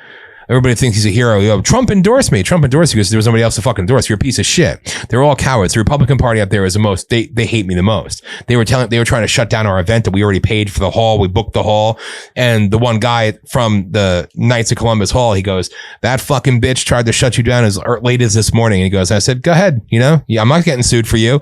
He goes, "If she ever tells you otherwise, you call me. I'll set her ass straight." They tried to shut us down all the time. But the point was why they started to shut it down. They should have been bigger. Well, yeah, right. These people are not bigger. And I said, well, maybe they'll just come because it's Trump. It was the day after his, the jail thing. The indictments. But really, why? No one, I think a lot of people would have came, but he put that video out about town manager and he was like, you're lying on the media. He's like, I'm going to expose you if you want to talk about these community and trying to make this town better and calling these people out. Want someone real, come to our rally. And then I was going to work for. No, they're going to try to shut it down. They didn't shut it down, but they tried. I was going to work for free. And also the former town manager, he stole millions. And then he brought in his friend who resigned from the county council 6 months later, the town council, who started a construction firm that went and he bid on the contract in their town up there to build this new hospital. And then he resigned and joined his friend that he gave him the contract to. And now they made millions. So he it's always how it works. It's like insider trading in Washington. Same shit. So it's basically what it comes down to. All the people are suffering. The town up there is dying, the one town. And there's no reason for it. Well, the reason is because they're all corrupt. They're all trying to hold it for themselves. It all comes down to greed. Everything comes down to greed. And all the people are suffering, but they know what they're up against. And this is just the way it's always been. This is the way. And we're kind of like, no, it's not the way it's always been. You have to stand upstairs. And that's where we came up. And we got some support, but it kind of drizzled because people are scared. And then we're like, well, what do you do? Like now they're after us. And we're like, we're going to, shut our. Yeah, I'm like, yo, come I need a security system in our house. We're going to burn our house down. But the people who are doing it, there's these people, dinosaurs have been in these positions like Collins, and there's a lot like forever. And people are sick of it. Like they're ruining our lives. They've done this Collins on purpose. Is a drug runner.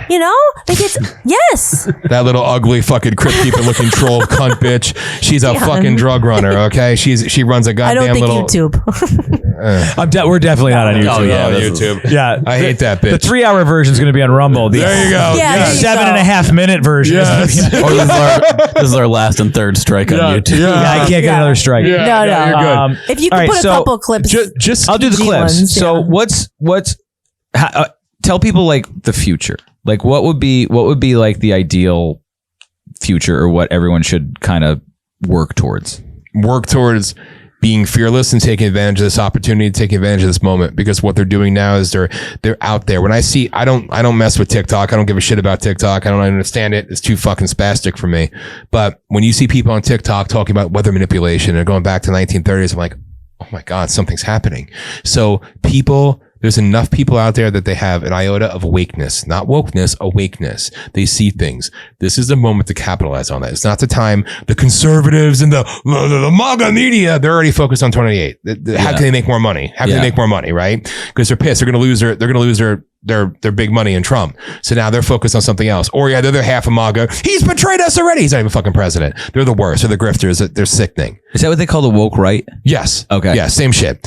So what we need to do now is we need to be more vigilant than ever before, and we need to come together and start looking small town, exposing this shit, but also being more vociferous. There you go. I can speak. Yes, you got it. But now is the time to step up the game, because I'm gonna make this super short. 2010, that rally I told you about, my last one. Fox News wouldn't come. They hated me too. I hate Fox News, but CNN was there, broadcasted the whole thing. In 2015, right after Trump was about to become the candidate for president, getting the nomination, he was at a rally in West Virginia. I lived in West Virginia, and I always think, if you fuck with me, I got Mountain Dew. I'll bring up a herd of West Virginians. They'll kill anybody for Mountain Dew. Anyway, I love them to death. They're actually great fucking people. The Hatfields and the McCoys. Yes, still going. Yeah, but nevertheless, like, I met President Trump, and he came down. He was signing. He goes, "What's your name?" I told him. He looked at me, looked down, looked at me, and he said, "How come you haven't had a rally in 5.5 years?"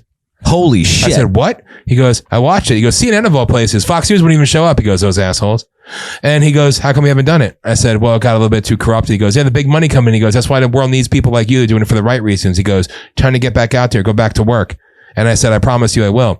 I said then in 2010 at the rally, my mom was sick. She couldn't be here today. He actually said to me in 2015, he goes, "How's your mom doing?"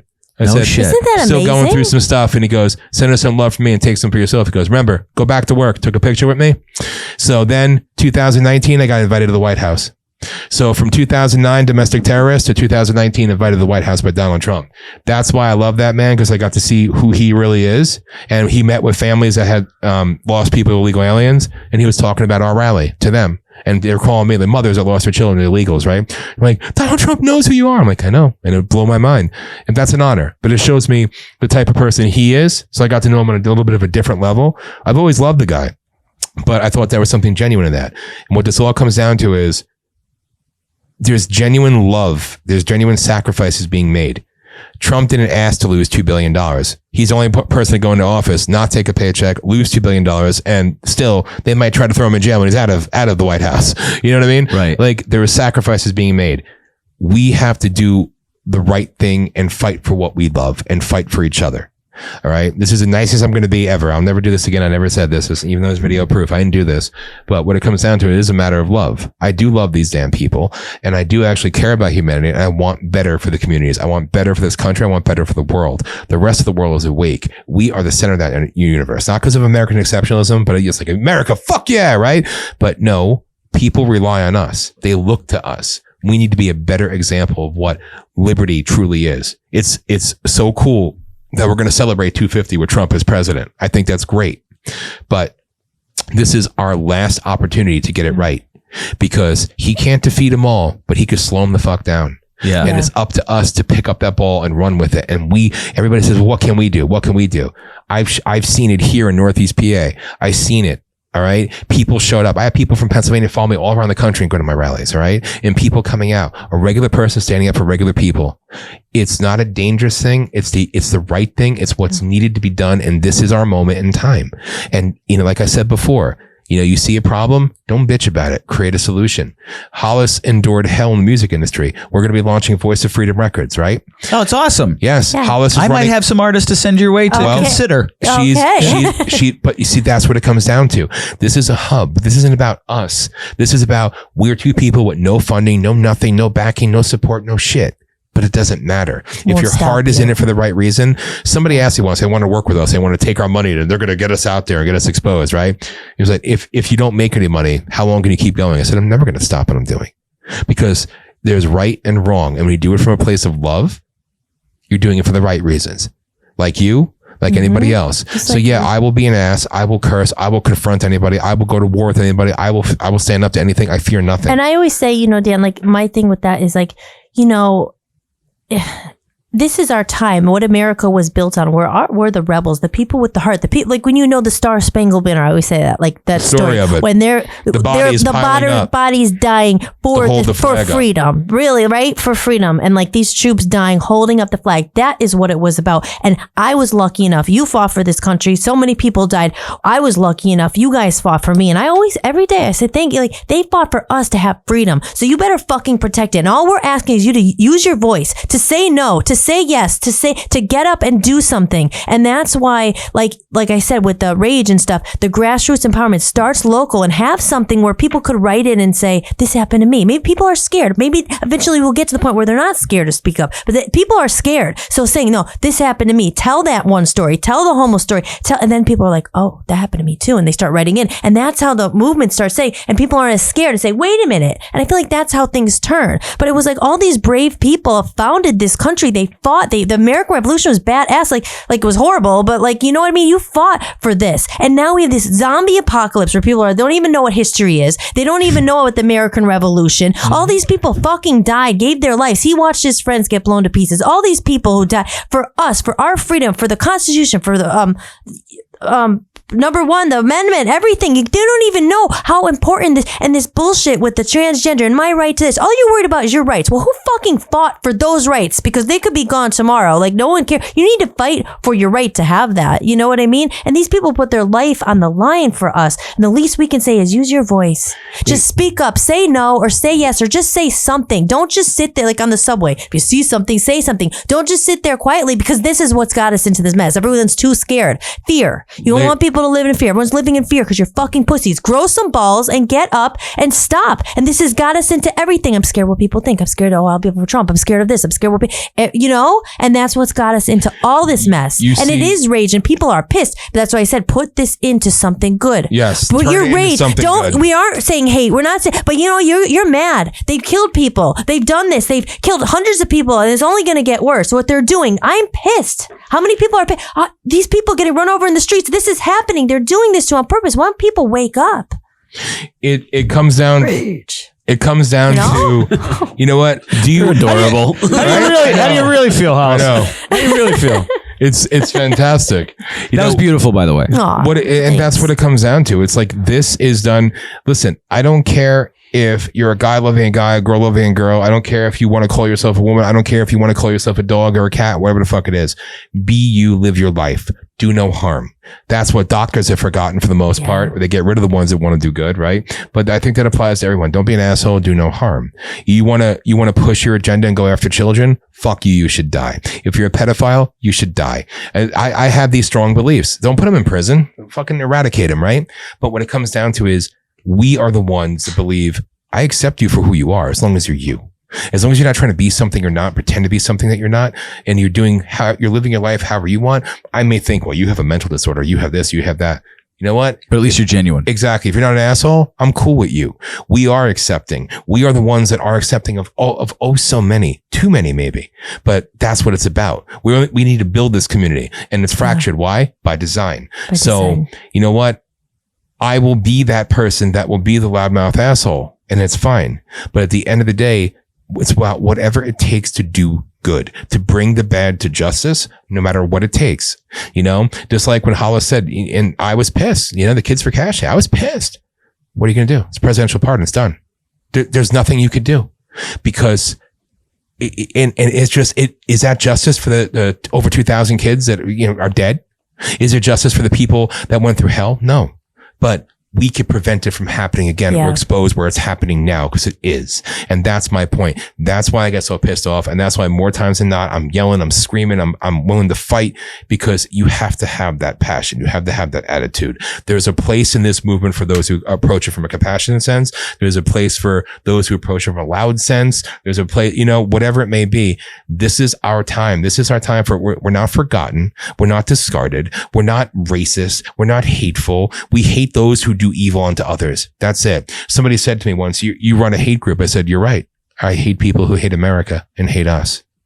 Then call me guilty. This is about love. And that's something that we're going to do with the record company, with the radio station, with the activist group, with all of it. It's been here forever. We want to hold a convention this summer. We want to do a launch, one for Hollis's album is going to come out at the end of the year. We want to do something, a Voice of Freedom launch, but also have our own summit, not these $30-40 million turning point events. Hey, God bless him. It's wonderful. Thanks for inviting us. But we want to hold something for actual independent media, for artists, for musicians to come do our own thing, not asking them, you need to pay us $5,000 to come in. No, come be a part of something. Show that there's community now and we could build on this, and we have to put the work in. And it truly is about that, and that's why I think, I'm sure you've encountered the same things. I don't know, but like the whole thing, like the followers and I get you get a big platform, but at the end of the day, it's not what it's about. And it's all this self-serving bullshit, like, oh, and my things about, it's like, take half of that money. Like, great. Turning Point, we were at the event and it was great because we got to meet some people and that's all great, whatever. But you're paying millions and millions of people when, or is that, these are a lot of waste of money. Like there's real problems that this could be helping. I'm just saying it becomes like anything. It's almost like the new media and the independent and the fringe end up becoming them. The celebrity. Now it's like the new celebrity. Like you guys, like, okay, again, Charlie Kirk, he invites us to the thing, or he didn't invite, whatever. We get there and that's fine, but we had to pay $500 to be there. We're working for you. There's these people get paid $10,000 to say their speech and everything. Can't that be for a little bit of a better cause? I mean, or like, I think if you believe in it, you shouldn't get paid. Yes.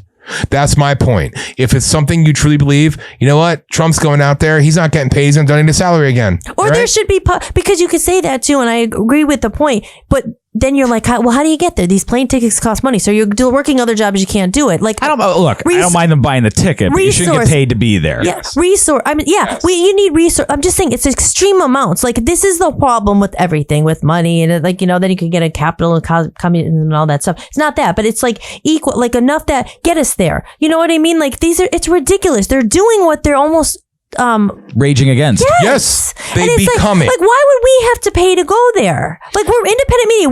It's hard for us to get there. We it should be like, hey, you guys are independent. You need a hand. Yes. Come on over. Yes. Or all these things that you're busy doing this. It's like, what about what you stand for of the independent media? What about there's a fund or set up something like where we could have these kind of podcast duties where people could go to them, and because it's so hard to do it on your own sometimes, like come in and pay a little bit of a fee and be able to like get your message across, and like just all ships rise with the tide, helping each other. You got to help each other, and that's what I'm saying. Like I meant it. Like, you know what? You have an audience. You have reach. Why not put a show on the network and get out there to other countries and be seen by millions of people? On yours? Yes. Do I want Dan?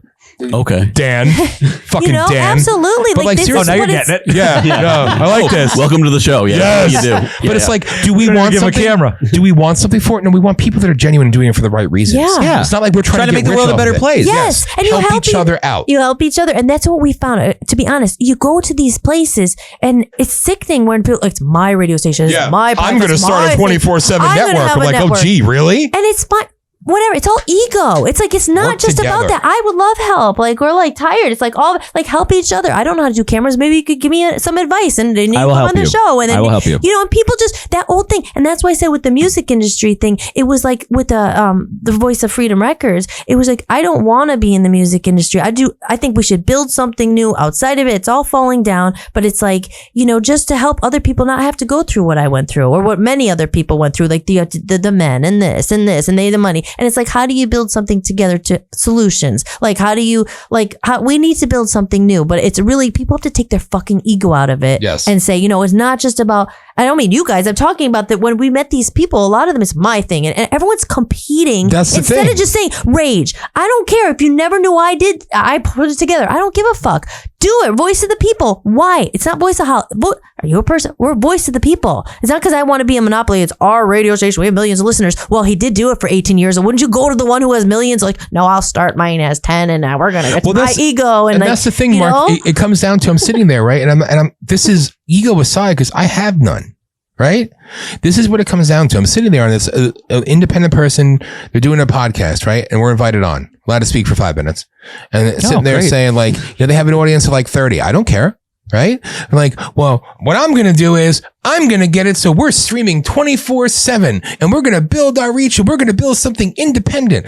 And she even named it after herself, like the network, you know, when she's never going to see this. Don't say whatever. Cloris Leachman's 24-hour. There you go. Right? And I'm thinking to myself, why don't you just say first take a knee, bow down, you know, then I'm your God. But no, it's like, what? You've already put in the work. Yeah. I've spoken to these foreign asshole weirdos and said, hey, can we work out a deal where you broadcast our live streams and shit? Somebody's put in the work. I'm not asking for anything. Come be a part of it. Work together instead of working against each other. And where there's divide, that's where the other side, not just the left, but the globalists, they continue to win because no matter what, they fracture. Look at the shit that's gone on X these last few days. No immigration, more immigration, hate the Jews, love the Jews. And Elon. What are you focused on? How is this helping move the fucking ball down the field? You're off the message. And they won. They got what they want because the media is running with it. Pay attention to don't pay attention to the noise. Pay attention to the signal. The shell game. Mm-hmm. I got to go take I didn't tell you guys this. Did you meet my wife? No. Okay. So my wife is literally Russian. Cool. Like off the boat. That's awesome. Russia's one of our Russia loves us. Oh, I got to get her out. We should do a show with her. Yes. So I have to take her to dinner. But okay. I love you. Yeah. And I now love you. I love you. And you too, Dan. Thanks, Dan. I appreciate that. You're welcome, Dan. And look, I think that what we talked about was stuff that we all agree that many people, they're not going to get it. Yeah. They're going to think, they're immediately going to go, I don't understand. It's usually when you don't understand a thing, that's when you have fear for it. Mm-hmm. Right. So all these things that they don't understand, they're going to have fear for. Anyone's welcome to what used to be read a book has now turned into do your own research, Yes. which has now become a pejorative about reading a book. Yes. So we're in a really upside down world. I don't think I like Trump. I just don't think he's the Messiah. Mm-hmm. I don't think people on the right think he's the Messiah. Nope, neither does he. He puts God first. Yeah. So I think I would love to figure out how we can continue this, Yes. whatever this is. Yeah. And Yes. I think you guys are beautiful people. I think your hearts are in the right place. And you know, I hope. Poor Maine. I know. Poor Maine. I know. And Nipa. I'm not going to let you. Well, maybe one day. How far is the drive? 10 hours? 11 and a half hours. 11 and a half hours? Yes. Do you Come up. have whales? No, that's off the coast. We had It Nova moves. Scotia not that far. But is it though. possible to see whales up there? Oh, yeah. Oh, yeah. My mother's dream is to see whales. 3 hours away, you can see whales. Whales. Okay. Yes. You should come. I've been to Maine before. You probably never been to this I was part. like 7. Okay. So I'd love to. We'd love to have you. Maybe when it's warmer. Yeah. You guys are getting down to negatives Hey, we have next a week. whole and suite downstairs. Yeah, we have a whole place for you guys to Perfect. stay too. I'm dead Perfect. serious. We're almost like, on come, 2 please acres. come. Yeah. Oh, love we could do a that. lot of content, a lot of shit, have some fun. You too, Dan. Oh, thank you. I welcome. appreciate the And then invitation. We don't allow we don't allow the gays who you can't see on camera. Are you kidding me? Show him. There he is. There he is. The void. Aw, the thanks, voice. Dan. Nothingness. Nothing. Well, that's a part of the reason we end up in northern Maine because I was like, I wanted to go somewhere warm. But when he was like, well, you know, he's like, all right, somewhere warm. I had to be freaking northern Maine. But it was at the time when it was this, well, it was 2 years ago now or whatever. But I was like, well, I knew I didn't know if Trump was going to win or what was going on. I'm like, he kept saying, well, it's a Quick safe out to escape Greenland. I'm like, well, let's go. All right. Which now might be I ours. hope so. Come on, Trump. But that's why we ended up there because we're like, oh, the water's cleaner or like the air is cleaner. Yeah. The things are fresh. It's not so much cities. I was like, I don't want to be in a city. I don't know what's going to happen. The people all have guns up there. I was like, let's go. I'll go. You know? Okay, You last gotta come. Final question. Do you think Canada will become the 51st state? I've spoken to a lot of Canadians. They want to be. Immigrant Canadians. They want it bad. They want Canada I to be hope to 51st God state. I hope Kevin Leary from the Shark Tank helps Pierre make it happen. Polyev? Do you like Pierre Polyev? Yes. Okay. He's all right, but he's no Trump. No. And, there's only one. exactly. Yeah. But I would love to see it happen. And I think there's a real want for it to happen. And I see what Trump is doing, trying to expand it, you know, and I think it's great. And do I think it'll happen? I honestly do. Call me optimistic. I honestly do. I think inevitably it will happen. They want it. Elon says the most entertaining outcome is usually the one that will happen. So we will see. Yes. Yes. Who knows? Hollis, Dan, Voice of America, Voice of people. Voice of the People, And USA. America in the world.